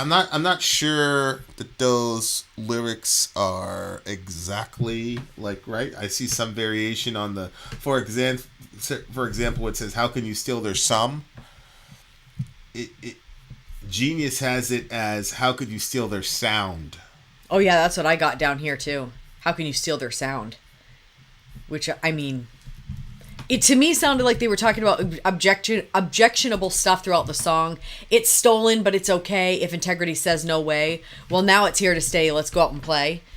I think this is about. I think this is about the music industry, actually. And it may actually be a diss to Velvet Revolver, actually. Well, down here, because he's claiming that somebody stole his sound. Right. That's why I highlighted it. How can you steal their sound? But then he says, keep your ears below the ground. Right. The underground scene. Right. Exactly. Yeah. Like, take a look around. Look what I found. Right. Look what I found. Yeah. We're the ones that found the style, not you guys. Yeah. You guys are biting our style, basically. So it could, in a meta universe, actually be a diss to Velvet Revolver. It could be them saying, I don't want to be part of your smelly band. Right. I'm the one that came up with this sound, bitch. That's what Korn was doing before Follow the Leader. They dissed everybody on that track, bro. Really? Yeah, because the entire point of Follow the Leader was like, they were like, yo, all you guys are biting our style. We started this shit. Now you guys are all following us. Mm-hmm. So and now we're going to separate ourselves from you guys. And they did. They absolutely did. That record, that Follow the Leader record was like, crazy. It was like the most evolved a band has ever been since Justice and the Black Album, in my view. But anyway, see, I don't know whatever. Justice and the Black Album, but it definitely sounds really significant. This is from their first record, long before Velvet Revolver. Well, there you go. That even makes it more. Wait, so maybe they all weren't even around yet. The disparate members of Velvet Revolver were taking that style. I think that's what he's saying. Because look, it's solely operational. So you're making it's a business now. It's like operational instead of like art, which is supposed to be, from your heart, from your soul, not an operation, right? And we don't even have to sell. I roped it, but what the hell? It's someone else's. Oh well. Yours is roped. Mine is rooked. Rooked. I've got roped. Let's see what the genius says. Maybe it's supposed to be roped. I rooked it. Yeah. But what the hell? It's someone else's soul. Oh well.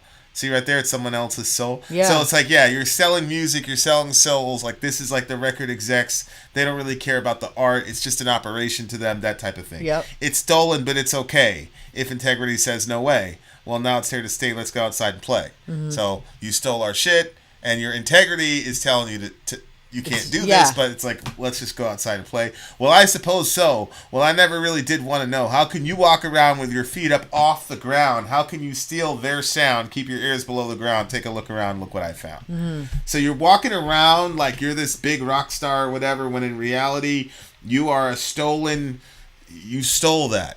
Oh, and now you're going out playing when you bit all these other people's style. Yeah, you know what I'm saying? Yeah. How can you feel good about that too? Well, I mean, how much of their stuff are you really biting? There's a lot of ways that people could, because first of all, it's like, who is completely like?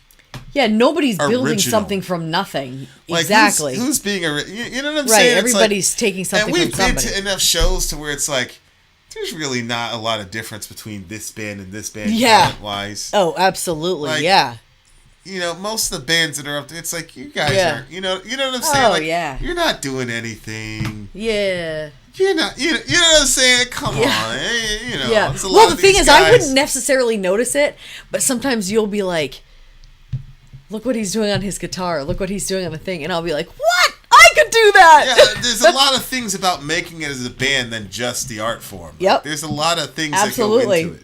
You know what I'm saying? Yeah. So good artists borrow, great artists steal. Like Metallica has stolen a bunch of shit. Like, there's a whole YouTube thing where the guy goes, look at Metallica, and like, but it doesn't matter because it's Metallica. But we just listened to a song where they copied the one riff, the break, and like, everybody knows. Yeah. And you know what? What's the name? Fear Factory did that, and like, oh, that's the one riff. Like, everybody knows. Mm-hmm. When Korn was playing, everybody was doing the. It's just too good. People couldn't pass it up. And all the record executives wanted you to do that. They're like, listen, grow people dreadlocks. Like this sound right now. Grow dreadlocks.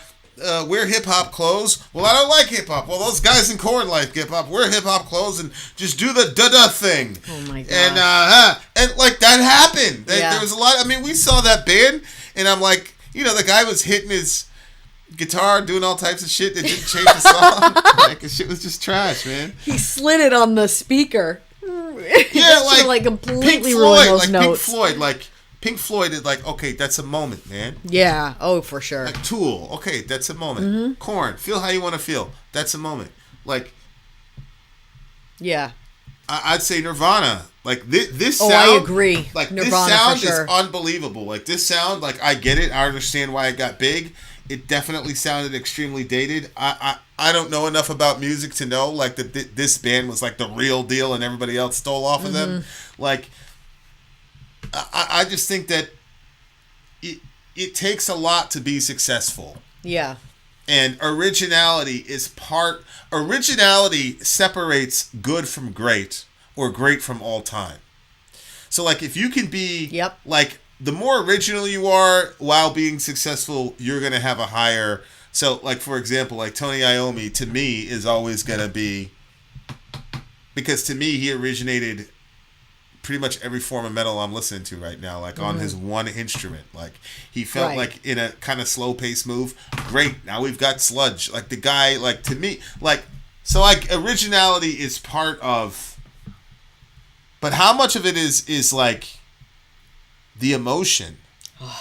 So, like, a lot of these violinists, like, mass majority of violinists, they're not famous because they come up with original pieces. Nope. They're famous because they can do pour Bach. their soul right out of that instrument. Yeah, they can physicalize what we're all feeling with those. Yep. Okay, so are they not good artists now because they're just copying? No. Because their claim to fame is how well they can copy? You know what I'm saying? Like, there's deeper than that. Can you express yourself? Like, are you in pain when you're playing this violin? Yes. Am I feeling your pain? Yeah. Is there joy when you go into that major section? Yes. Am I feeling the joy? Like, there's a whole bunch of things that make artists art. That's why I said, like, me, like, I know if I'd have met you, like, in high school, like, I know.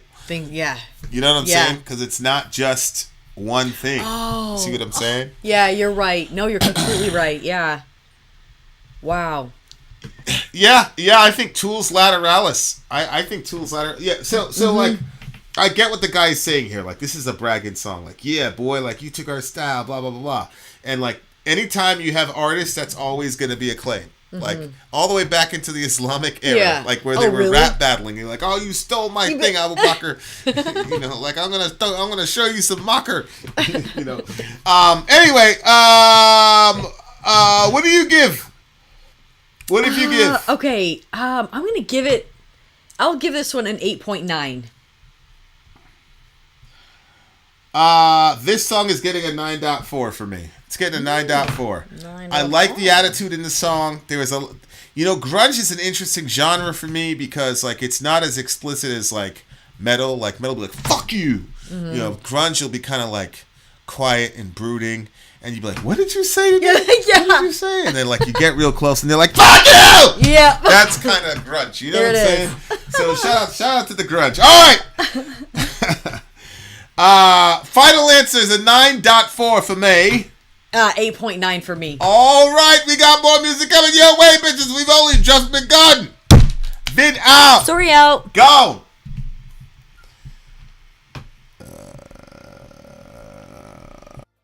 I'm Vin. I'm sorry. If you would like to get your song reviewed, dear listener, there's the Filthy Capitalist option. As Sorry says, 125 gets you straight to the head of the line. You don't have to be part of the alliance. You don't have to be part of the group. Wait a minute. And the biggest thing is you don't have to wait. You hop, skip, and jump right in front of everybody. 125 gets you there. You do that 3 times, and you get mashed down to the $75 rate for perpetuity. Yes! Also, there is a band review option. So if you've got a band and you're trying to get your band some exposure, hit me up at itsorry@gmail.com, and I'll show you the details about how to pull that off. You can also jump on Patreon, and there is a option on the tiers to be able to get your band reviewed. Yep. Obviously, we can't lie to you, so we can't guarantee a positive review. Get what you get. It's just rubbish. Rubbish. Rubbish. That's British for garbage. My favorite is a community option. $1 at the gate gets you in a Patreon. You get to join an alliance. The alliance joins their points together, and that helps determine what songs that we do. The alliances hang out on Discord.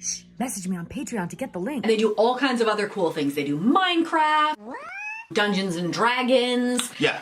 It's really a community within the community. Anybody can go in the village, facebook.com/VinandSorry. There's 160,000+ people on the channel. What's cool about the Discord is that it offers a real opportunity for community connection, friendship, that type of thing. And it's on Discord, so if you're not a Facebook person, it's for you. You start off at $1. Right. Plus you get exclusives. Sorry and I are working on a song. So the first 15 seconds of that was on Patreon. Also, at $15 tier and above, when we actually debut the video, they're going to be there live with us. There you are, dear listener. Buy merch. Buy merch indeed, and y'all shall lead them. To buy our merch, babe. That was loud. Okay. All right. It is, 1:26 a.m. We're still here. Yeah, we're still here. We've bitch. had our coffee, so we're here. Gangs is in this bitch. Speaking of bitch, the name of the stream is Happy New Year, bitches. Hopefully our none of our parents look at any of these streams. We love you, Mom, Dad. Okay, anyway, up next is Blue October. Yay, Blue October's up now. Oh my gosh, I've been waiting for this one. Really? The name of the song is Home. And then hear the lyrics. Yeah. I really think I really like their band. The last review we did, which was just like a couple streams ago of Blue October, I enjoyed. So I am very curious to see where this one's going to be. Do you have that song downloaded? What do you mean, do I have it downloaded? Of course I have it downloaded. Okay, well then let's do this thing. Blue October Home is up next. Let's go. Let's go. Lyrics on the video.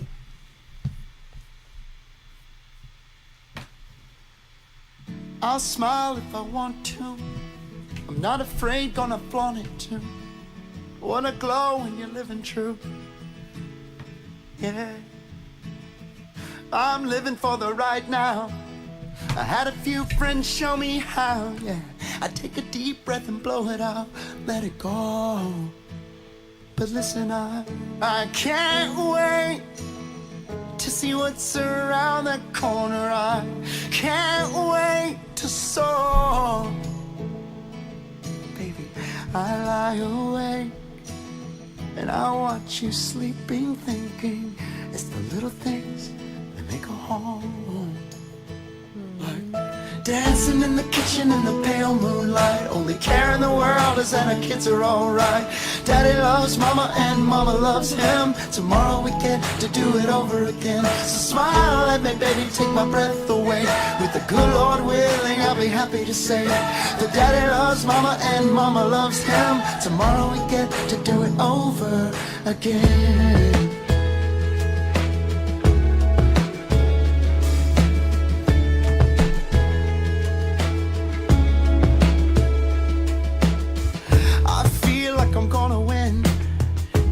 Proud as I've ever been, 'cause I'm surrounded with some good friends. Yeah, good friends, good friends.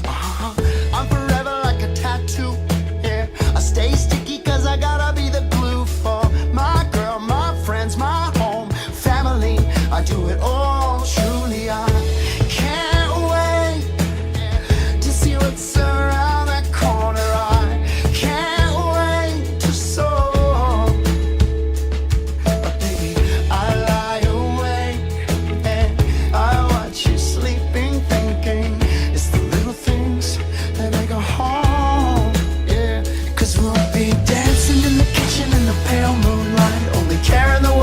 That our kids are alright. Daddy loves mama and mama loves him. Tomorrow we get to do it over again. So smile at me, baby, take my breath away.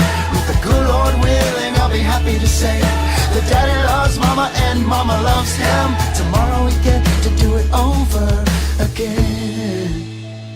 We found our home, something we can build for years, young and old. I'll be there to wipe your tears. We all get to see who we grow up to be. An anchor when it down, an ocean when it dry. We aim for it all. We lift up these walls to make this house our home. Dancing in the kitchen in the pale moonlight. Only care in the world is that our kids are alright. Daddy loves mama and mama loves him. Tomorrow we get to do it over again. Smile at me, baby, take my breath away. With the good Lord willing, I'll be happy to say that daddy loves mama and mama loves him. Tomorrow we get to do it over again. Dancing in the kitchen in the pale moonlight. Only care in the world is that our kids are alright. Daddy loves mama and mama loves him. Tomorrow we get to do it over again. So smile at me, baby, take my breath away. With the good Lord willing, I'll be happy to say that daddy loves mama and mama loves him. Tomorrow we get to do it over again.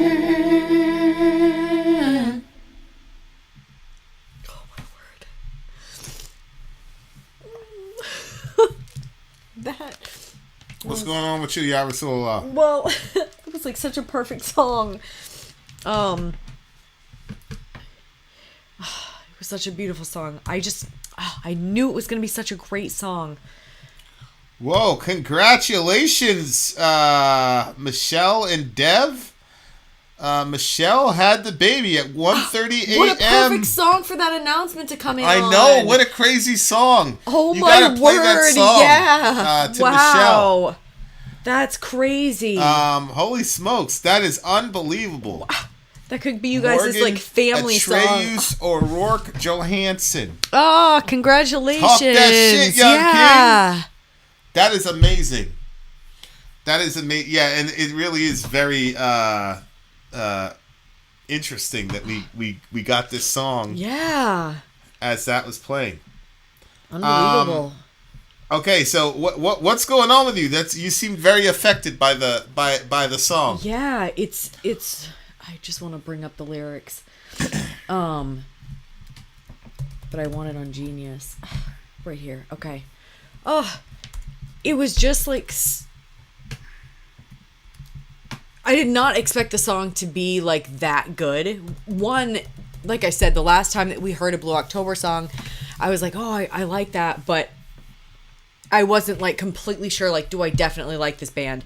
And then this song came in and like the lyrics were, man, why is it not coming up? This is so not cool. Oh, I feel so emotional right now. Like when you're like trying to swallow. Right there. Lyrics are right there. Yeah, I just like stuff on Genius. I just like the way that it's set up. I'll smile if I want to. No, this is not it. Oh no, it is. I forgot how the beginning of the song had started. Okay, so we got the lyrics right here. Yeah. Okay, so what was it that got you so emotional about like the our lyrics? family, like, you know, like just bringing it down to like, you know, like the simplicity of like just like when it was talking at the beginning about just like letting things go, and like I think that that's super important. Like the more things that we hold on to as people, the more like it destroys us inside. And so like, you know, quick forgiveness for other people and things are really important, because anything that you hold on to is going to affect the people that you love and care about the most, because you spend the most time with them. And so just like listening to this song, like that Let It Go part, just I like just felt that, you know. And then, you know, the lyrics are so tiny, but like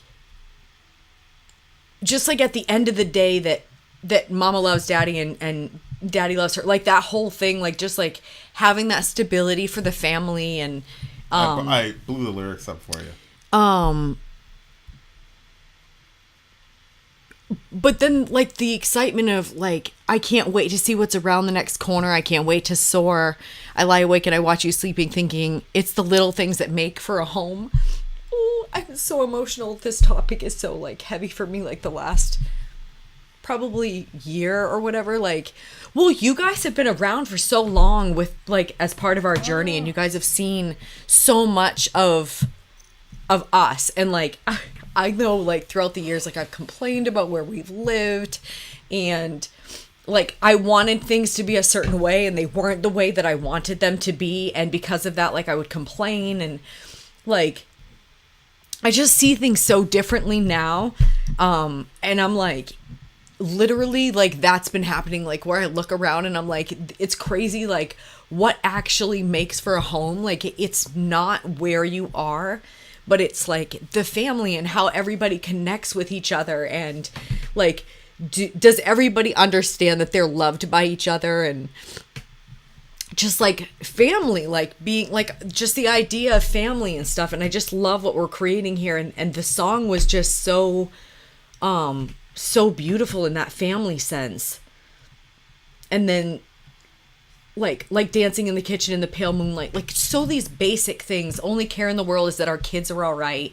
Daddy loves mama, mama loves him. Tomorrow we get to do it over again. So smile at me, baby, take my breath away. Like just this sort of simple life that can be had by people. Like things can get complex around you, but like at the core, like does everybody love each other? Like, are you guys, you know what I'm saying? Like, oh, it makes me so emotional. Yeah. And then he says, like, I feel like I'm gonna win, and I'm as proud as I've ever been because I'm surrounded with some good friends. And like you guys have been that, like, for us, for real. We didn't even feel the impact of COVID because of you guys, like, because True. this was our crew and our community before that. True. So, like, we were already connecting with you guys, and then, like, COVID struck, and we were still able to connect with you guys. So, and yeah, you know what I mean? So, like, we didn't really feel the impact of COVID so much because of you guys. Yeah, I remember reading, like... And this part made me think of you. The Justification of God. It's by John Piper. It's this very complex defense of the sovereignty of God, whatever you want to say. All these complex, Justivia, Distributiva, Arminius, Calvin, libertarianism, all this stuff. And then, like, at the end of the book, he's like, yeah, so really all of this is so that you can do good works and glorify your Father who's in heaven. I was like, what? Oh my gosh, okay. Like, all of this big, my giant, God. complex, like... Yeah. And it's like, yeah, so now that you understand this lemma here in Genesis 15 and how it relates to this Kai in Romans 9:3, Yeah. it's because of... And it's, just glorify your Father. So it's like... Good for him. That's interesting to do that. Life is weird, man, because there's all this, like, really significant shit that goes on and things that complicate your life. Mm-hmm. It's the thing I tell the boys a lot. Like, you have a safety net in this house, bro. Yep. Like, when you get out into life, like, this shit is for keeps, bro. Like, right. Certain mistakes can't be made. Like, right. Like, nobody cares. You know what I'm saying? And, like, but at the end of the day, like, what I'm trying to secure for them, I don't know what's going on with our camera, but what I'm trying to secure for them is a future where they do have that simplicity. You know what I'm saying? Like, yes, exactly. That, I sit down That's next to the goal. you, like you sitting with me and talk, we play Madden. Like, when you get the chair and you sit next to me while I'm playing Madden, like, that's like so major for me. And it's funny to me because I hate losing. I hate losing. Yeah.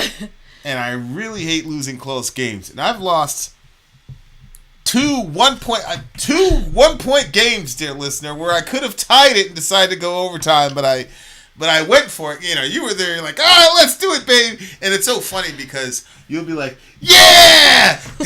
And then, like, if I throw an interception or something, because she doesn't know, like, to this day what the fucking teams are. She just goes by the jerseys, but the jerseys change all the time, so she has no fucking clue. So I'll throw an interception, and she'll be like, yeah, babe! And then she'll check on me, and I'll be like, fuck! And then she'll know. And then she'll go, ah! Like, it's just... It's just... I'm trying. Yeah, she's trying. If it was the real world, she'd, whatever. But, like, I want the boys to, like, experience that shit. Uh-huh. You know what I'm saying? Like, there's a lot of, like... We're a big picture family, so anytime we talk about any of these topics, it's always big picture shit, like, this is how we're going to take over the world and all that. And I, like, completely believe that. Like, that's absolutely my goal. People are like, oh, you want to impose your of course. Absolutely. Absolutely I want to impose my Sharia fucking yesterday. What you want? Life would get really good for people. But like, the boring stuff too, but it's not boring, like the mundane, like the everyday thing. Like, it's actually good for me. Like, it resets me. Like, sitting down and playing a game of Madden or two with you, like, chills me out. And, like, we talk about shit or we're listening to stuff, like, it chills me out, bro. Like, and I look sometimes, I'm like, yeah, I never had that, I never had that. So, like, I don't even know what I'm, like, experiencing. You see what I'm saying? And those guys who were talking yesterday, and they were like, I was very surprised to hear, like, 2 or 3 of them, like, say, be his peace type thing. Like, 2 or 3 of those dudes were saying that. They were not religious people, but, like, it is a cool thing, man. Like, you got that person that becomes, is your peace. And yeah, life is simple, man. Our life is, there's a lot of outside complexity, but, like, inside, it's actually really pretty simple. Yeah, that's what I was noticing on Sunday. I was, like, sitting back and I'm like, wow, like, when you kind of sit back and you look at it overall, it is a very simple, and that's kind of one of the things, like when I think about, when it's time for us to move, like that's going to be a strange transition because we're all kind of like in this time, in like this small little area, you know what I mean? And like we've gotten used to that. So like when everybody's spread out, like how I'll be like, everybody needs to meet in the living room right now. Yeah. I need to see everybody. Yeah. But and just, I think you're gonna find that they end up in each other's rooms all the time. I think so, yeah. But yeah, I definitely think that there's something simple about the way that we're doing life with these kids. Yeah, and I when you had the relationship I had previously, like I used to say, I wish I could fight about shit that normal people would fight about. Right. It was a very, so like even the unique relationship. Even the conflicts we're having, I'm like, okay, these are the conflicts I read about in the books. Like, it's not fun, but I'm like, okay, like I'm in an actual relationship. Like we're in a mutual relationship. It's not me like being a traveling hospital for 15 years, which So yeah, no, it's cool. It's cool, and I'm liking like I'm liking where we are. A lot of the shit was hard fought, but oh my god, yeah. Like as long as you keep the goal. I think especially people who are metalheads, like it's hard to like really conceive like you can actually be happy. Mm-hmm. That's such a simple thing, but like, you just gotta manage your whatever. And I'm very goal oriented, so I always want to have like a whatever. But like you can truly be happy if you don't give up on it. If you don't give up on it, you can really be happy. Mm-hmm. I think. I was thinking about how like when stuff happens, like maybe like if I go to grab something in the cupboard and like 4 things fall all around me when I pull the one thing out, and how frustrating that feels to me. And it's like, oh, this again, like I was thinking about how if we have the mentality of this again when something happens to us, rather than the mentality of like, okay, you know what, stuff's gonna go, there's gonna be a bunch of things that are gonna go wrong today, like, oh, there's one of those things, oh, there it is, like, just like sort of this expectation, I guess, that right. Your life's not going to be perfect. There's going to be a lot of, things are going to make you uncomfortable today. Things are going to frustrate you. Things are going to make you angry. And all of that is just training grounds to try to like, can you manage yourself while still communicating with the other person? Like, can you guys still keep building what you're trying to build while at the same time being true to, what you feel internally? I don't know. Like, it's an interesting, kind of thing to look at, but I don't know. Yeah, it really doesn't matter, man, whether it's like, if you conceive of like, oh, fairy tale land of a village or whatever, it's still gonna be a dude, his girl, a couple kids, little fence, maybe a lamb or 2. Right. You know what I'm saying? Mm-hmm. He's got the neighbors over there. It's a bad guy on the other side. You strap up a little bit every now and then, go over there. Like, it doesn't matter, like, where you go, you're always going to start with Adam and Eve, period. It doesn't matter. It doesn't matter what the story, it doesn't matter. It doesn't matter. Like, there's something very powerful about that. Mm-hmm. And it was crazy, like, listening to that whole thing, like, the whole manosphere discussion, like, and 80% of women are with X% of men and all this and that stuff. And I'm just like, damn. Like, that would be hard, man. To be in a situation where like you want that kind of companionship and you can't get it. You can't get it. It makes me feel fortunate. You know what I'm saying?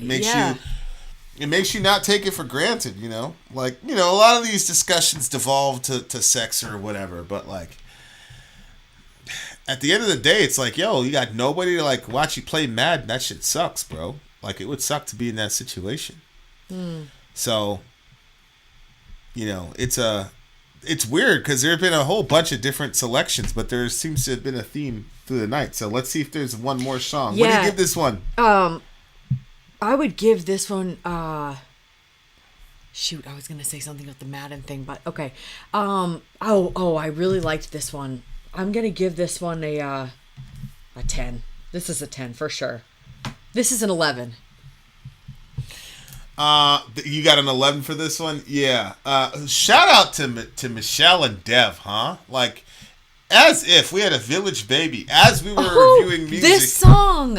As we were reviewing, this kid was coming into the world, man. You guys know what we're about. You know, like, we love life. So yeah, and I think too that that's thing. super significant because when this is their first kid, right?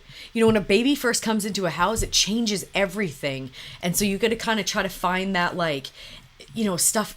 Maybe your shirt has spit up on it if you're the mom, and stuff. Yeah. So, you know, people are frustrated because there's the lack of sleep, and you know, there's just a lot of stuff going on. But if you just like bring it down to, you know what, at the end of the day, like, we're doing this together, and you know, you got spit up on your shirt today, I'll get it tomorrow. You know what I mean? Like, well, we're doing this thing together. And this song is just like brings that family down to that simplicity and just that mom and dad are happy because. So they got a boy and a girl now. A lot of times. They got a girl and a boy now.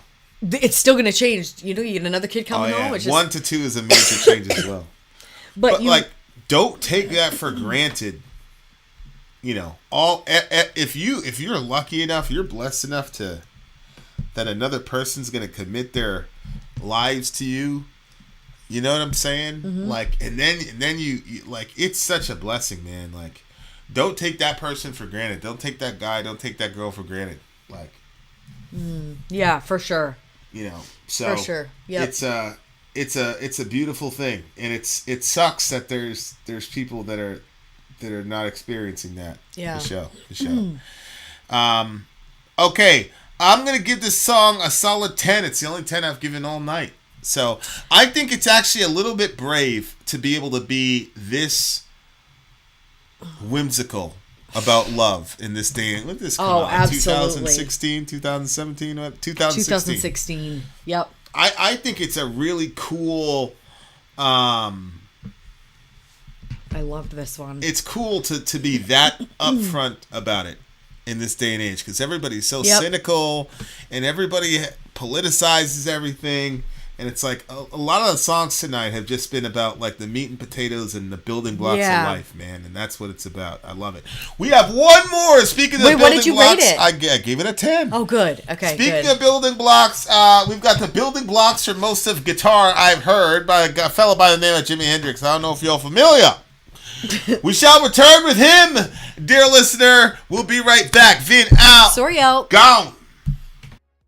I'm Vin. I'm sorry. If you would like to get your song reviewed, dear listener, there's the Filthy Capitalist option. As Sorry says, 125 gets you straight to the head of the line. You don't have to be a part of the alliance. You don't have to be part of the group. Wait a minute. And the biggest thing is you don't have to wait. You hop, skip, and jump right in front of everybody. 125 gets you there. You do that 3 times, and you get mashed down to the $75 rate for perpetuity. Yes! Also, there is a band review option. So if you've got a band and you're trying to get your band some exposure, hit me up at itsorry@gmail.com, and I'll show you the details about how to pull that off. You can also jump on Patreon, and there is a option on the tiers to be able to get your band reviewed. Yep. Obviously, we can't lie to you, so we can't guarantee a positive review. Get what you get. It's just rubbish. Rubbish. Rubbish. That's British for garbage. My favorite is a community option. $1 at the gate gets you in at Patreon. You get to join an alliance. The alliance joins their points together, and that helps determine what songs that we do. The alliances hang out on Discord. Message me on Patreon to get the link. And they do all kinds of other cool things. They do Minecraft, Dungeons and Dragons. Yeah. It's really a community within the community. Anybody can go in the village, facebook.com/Vin and Sorry. There's 160,000+ people on the channel. What's cool about the Discord is that it offers a real opportunity for community connection, friendship, that type of thing. And it's on Discord, so if you're not a Facebook person, it's for you. You start off at $1. Right. Plus you get exclusives. Sorry and I are working on a song.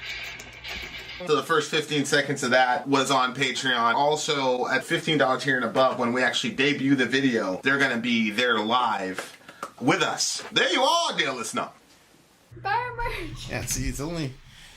buy a merch indeed, a child shall lead them. To buy our merch. Yes, dear listener, we're having a discussion amongst ourselves about what we're going to do. Yep. Look, I think we only have one strike. Okay. So the last time, guys, I'm with it. The last song we It's did. metal. It's metal to live on the edge like that. Yeah, the last time it happened, guys. All right, last time we did Jimi Hendrix, the homie got us blocked. Yeah. So we got shut down, and we were shut down for a while. Like our channel would not let us do anything. Yeah, they shut us down for a week, and there's something else, like you couldn't do something for X amount of days or whatever. But They punished we're not us. afraid. They severely punished us. So now we're here again with Jimi Hendrix. The song is Killing Floor, and it's live at Stockholm, I believe, which was similar to what we did the last time. Maybe the same thing, but we're just going to do it. Right? Because we're just gonna do it. Yeah, because we have one strike right now, so this will be strike 2. Right. So we should be okay. Yeah, we're gonna try it. That's metal. Like I feel like that fits our channel. So, yeah, 100,000%. Shout out to us. This is the best Jimi Hendrix video I've seen, in my opinion. All right, here we go. All right, let's go. All right, guys, here we go. Lucky number 8, Jimi freaking Hendrix live at Stockholm. Yay! Let's go. This one was purified, he said. All right, so he purified it. So okay, let's see. Let's see. Good. Time now for a little bit of electric church music. Yeah, that's how the band like to call their music. And the band, the Jimi Hendrix Experience. What's the name of the song? Killing Floor. Killing Floor.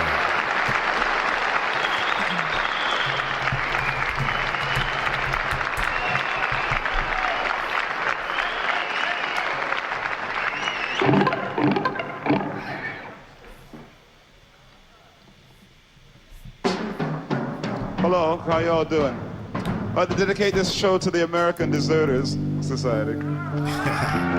Dedicating this to you, Christopher.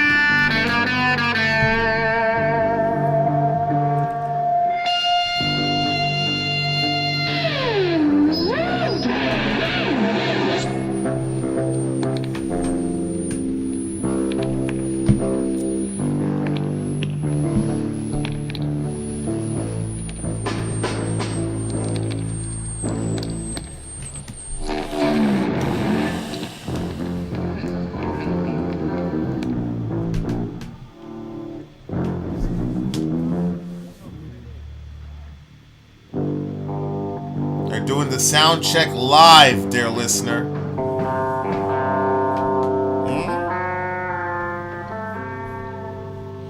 I'd like to also dedicate the show to Eva, who keeps sending roses, but we've never seen her before, so.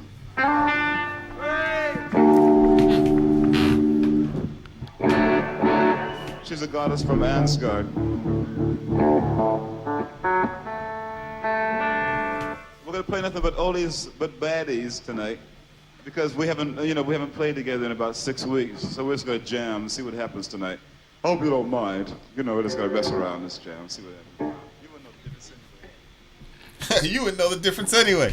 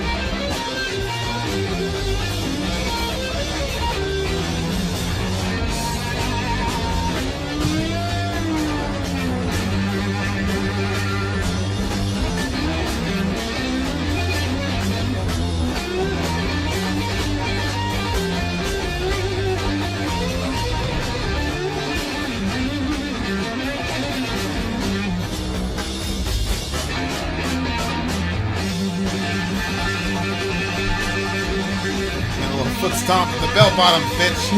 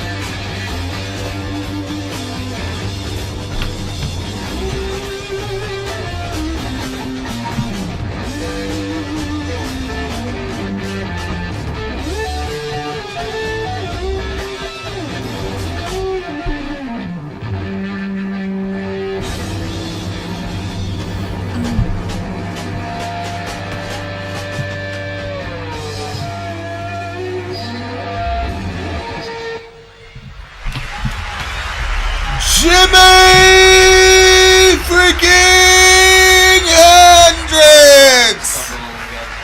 I'm mega loud. It's 2 o'clock in the morning. I know, but there's nobody there anyway. Yeah, it's nobody there. It's fine. We're the worst neighbors of all time. Hey, we were able to make it! It was the purified version. Yep, excellent. It looked like it wored. Good job, Middle Earth. You gotta tell me how to purify them songs, bruh. Right, yeah. Yeah. Okay, this is the question. Is Jimi Hendrix great but not timeless? Or do you think he's great and timeless? Or do you think he's neither? I mean, but I think that's just silly. I don't think that I am qualified.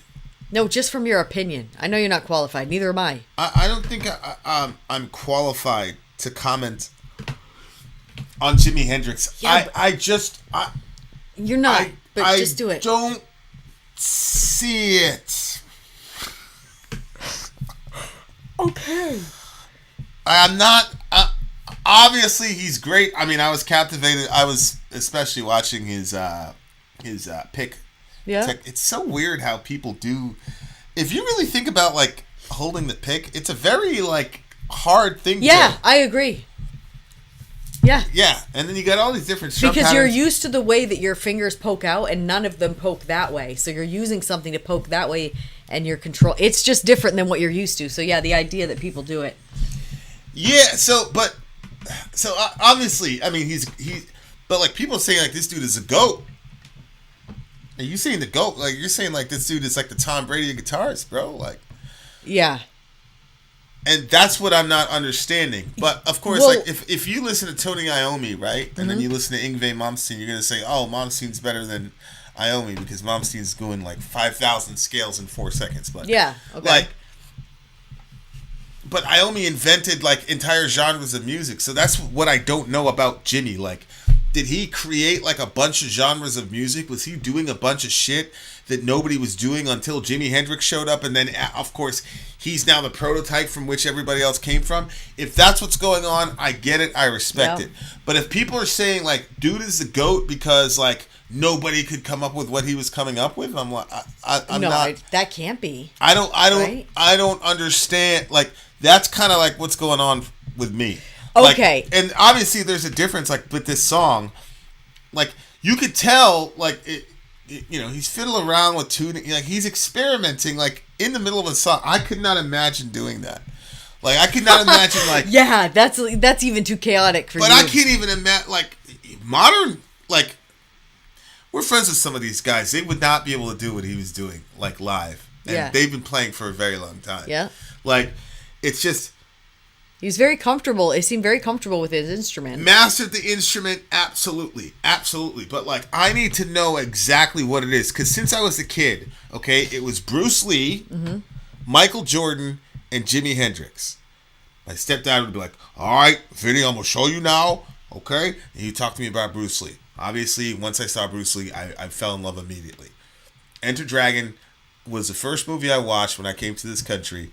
It was very, very early in my stay in this country. And boy, when I saw that, I was like, I am going to be a martial artist for the rest of my life. I'm going to be a ninja. I am going to be that's so cute. Bruce Lee's black buddy because he had some black folks with him. Yeah, okay, that's why. Yeah. I mean, you had to Google. You know, he died. He drank too much water. It just came out this year that he died because he drank too much water. You're kidding me. Yeah, but like. Wow. So Jimi Hendrix has always been like, dude, and then obviously like as time, you know, so Michael Jordan, I'm like, yeah, of course, Bruce Lee, yeah, Jimi Hendrix. I wasn't into music a lot as a kid, so like I never paid attention to it. Then when I became a metalhead and I got a guitar, everybody's like, oh my God, Jimi Hendrix. I'm not seeing it. Well, I'm seeing great guitarist. Yeah. I am seeing great guitarists, but I like the dude from Pink Floyd better. I like that dude from, what do you call it? Zeppelin. I think Page or something like that. I like him better. Yeah.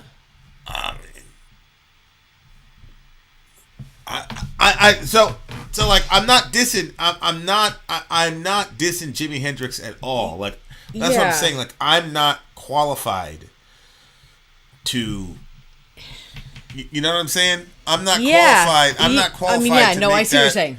Determination, because maybe he came up with entire genre, but like this dude, like people have a religious devotion to him. Like I was watching something on YouTube, and the guy, like the way he was talking about Hendrix, the guy basically said, "I shouldn't even be playing this right now," you know, because I'm playing something that Jimi Hendrix. I'm like, what the fuck? I'm like, well, dude, like this guy is like, okay, like if I listen to like Bach or Beethoven, like I know I'm like, that's it. Yeah. Like that's it. I don't need to hear nothing else. I swear to God, bro. Like I don't care where you're from. I don't care where you're from. As soon as the motherfucker puts on that wig and shit, with the fucking powder and shit, with that face, it's a rap. Okay, like I say, come in. You're in the club. Like I'm not. Yeah. You know, Hendrix has that one riff, but that's only because of Black Hawk Down. Because like that movie. I cannot tell you, like, that movie, like, standalone was probably the greatest agency opera. Because, like, to this day, like, dudes that are, like... I still have not seen that one. Like, it really affected a lot of, like, lives of people. It's unbelievable to me. But, like, when they're about to spin out, you got that...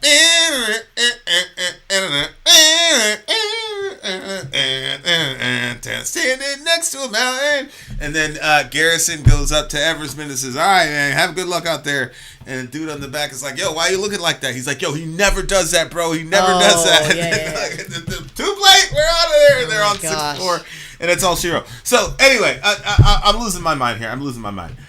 Jimi Hendrix, great guitarist.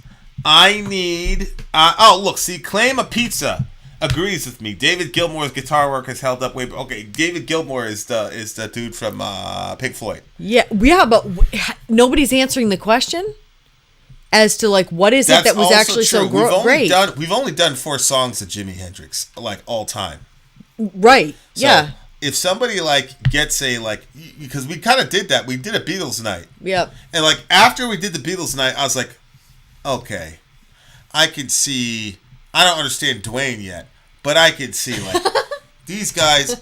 Shout out to Dwayne. Beatles had bangers after bangers after bangers after bangers. Yeah. Like classic songs. Like modern bands all have one. Like Korn has Blind, System has the Chop Suey. I was gonna say Chop Suey, but I was like everybody and Metallica has a couple. I'll say, but like the Beatles have a bunch.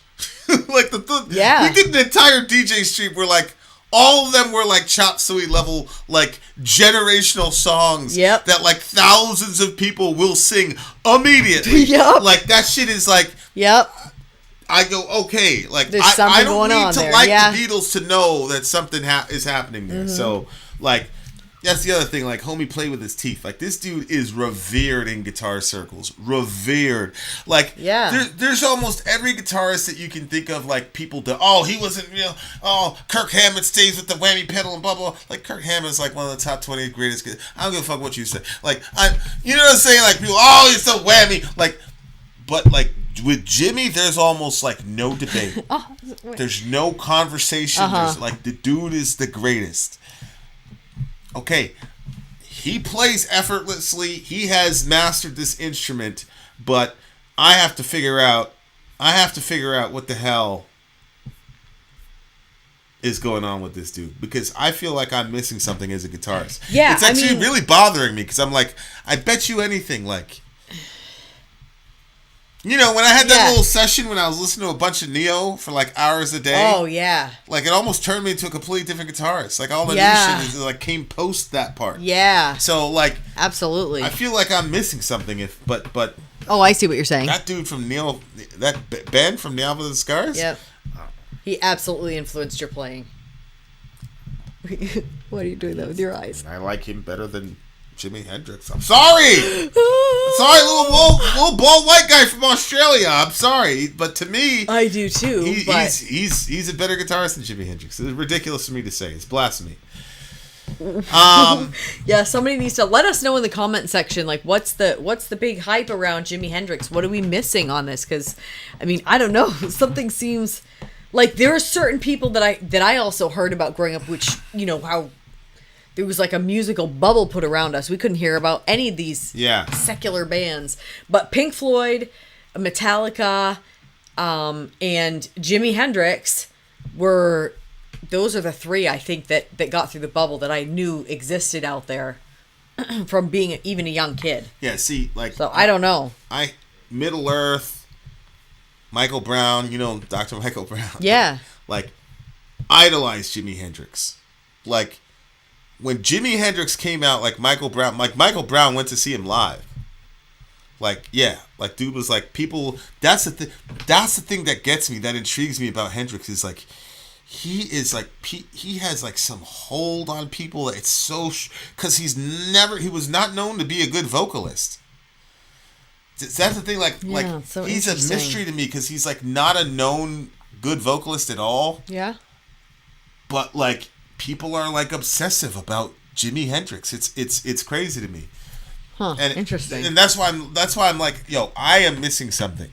Yeah. Like I think it's so crazy when other people are like, oh, it's overrated. Like Biggie's overrated. We should listen to 21 Savage. I'm like, you should ask some questions. Yeah.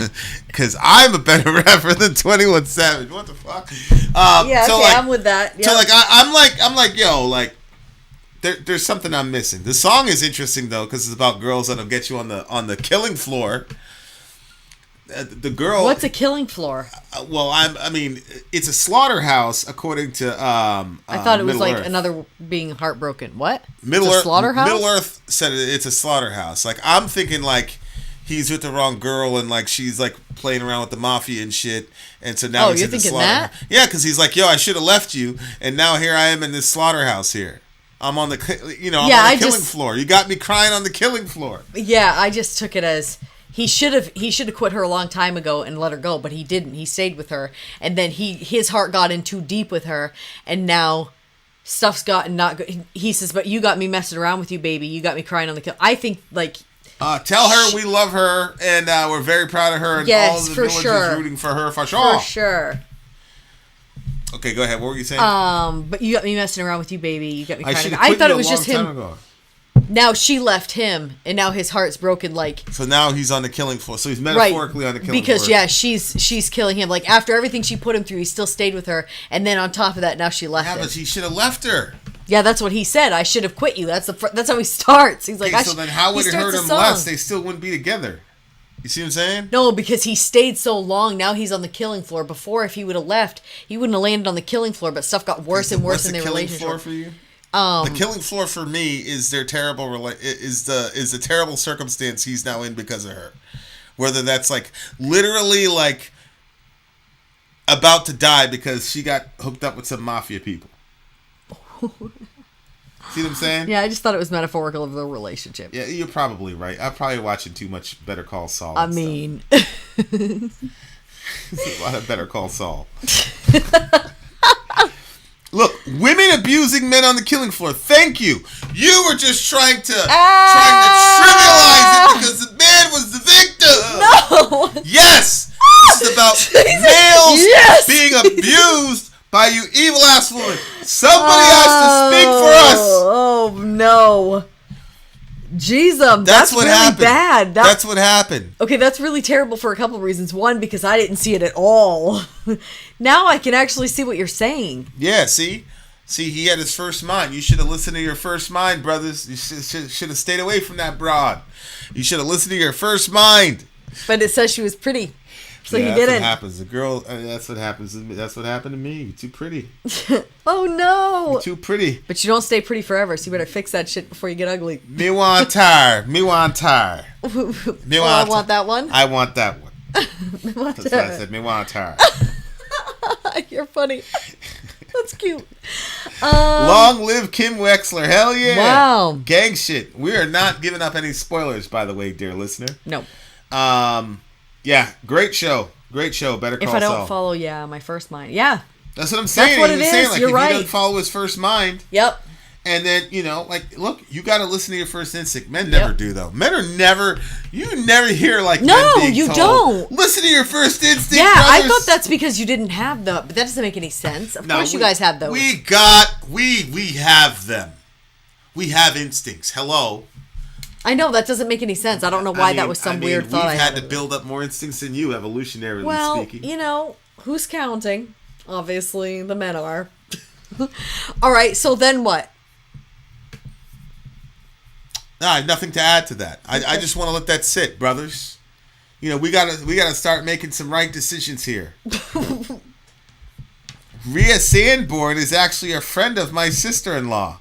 Prove it, Archero, and get us an interview. Yeah, really. Yeah. We'll believe it when we see it. We'll believe it when we see it. Not that I think Archero would lie, but the interview would be nice. We need you to prove that We need the proof. All right. Men have instincts, women have intuition. Okay. Well, that's what I'm talking about. The intuition. I didn't think that you guys had intuition. That's what I meant. But you guys must have intuition, right? You guys must have intuition that I thought that this song was a solid 9. Oh, you still gave it a 9. Okay, so I agree with you. I'm not really seeing the Jimi Hendrix thing. I didn't know, like, the way that he was playing was, fast, and I'm like, maybe he's doing, like, a lot of stuff up the fretboard that is insane, and people hadn't really done that until he came around doing it, and then since then people do it. So I didn't know if he was, like, a game changer like that, and that's how he got where he is. Other than that, like, it's again, it's also, to me, it's not explained. But I do think that he's great at what he does. That's why I would have put him in the great category, but I wouldn't have put him in the timeless category. Because I don't think it's timeless. I think it's interesting music, though. Anyway, so I am going to give this song an 8. It shall be an 8 for me. Jimi Hendrix. Killing Floor. I don't know how you pulled that off, bro. But I don't either. I was literally just thinking. If it was anybody except for him, well, maybe Amy. Him and Amy. Anybody else would be like, hell no, we're not doing that Jimi Hendrix fucking official shit from Nebraska, wherever he did that shit. Hell no, you'll get our channel blocked. I feel like we'd do it if Revo said it too, though. Yeah, if it was real. Yeah. I felt like you had one missing there. Yeah. If it was okay, so if it was him, if it was Amy, or if it was Revo, we'd probably just do that shit. But anybody else, if you say you scrubbed it, we don't believe. We're gonna put our foot down, damn it. Yep. Or our fist. Unless you think maybe we forgot to add you into that list, well, send us an email. We'll talk about it. Remember that time I said somebody's was an alliance leader? Wait, which thing? Did you make some announcement? No, I said something like, "Oh yeah, so and so's a great alliance leader." Blah blah blah. Turns out he was. I had flipped. Blah blah blah. Yes. Hey Edson, good to see you. Everybody say hello to Edson Quiroya. Hey, what's up? We were just leaving. We were just leaving. You make to find time to join us. We love you very dearly. Vin out. Love Sorry you guys. out. Take care of each other. Vin out. Sorry out.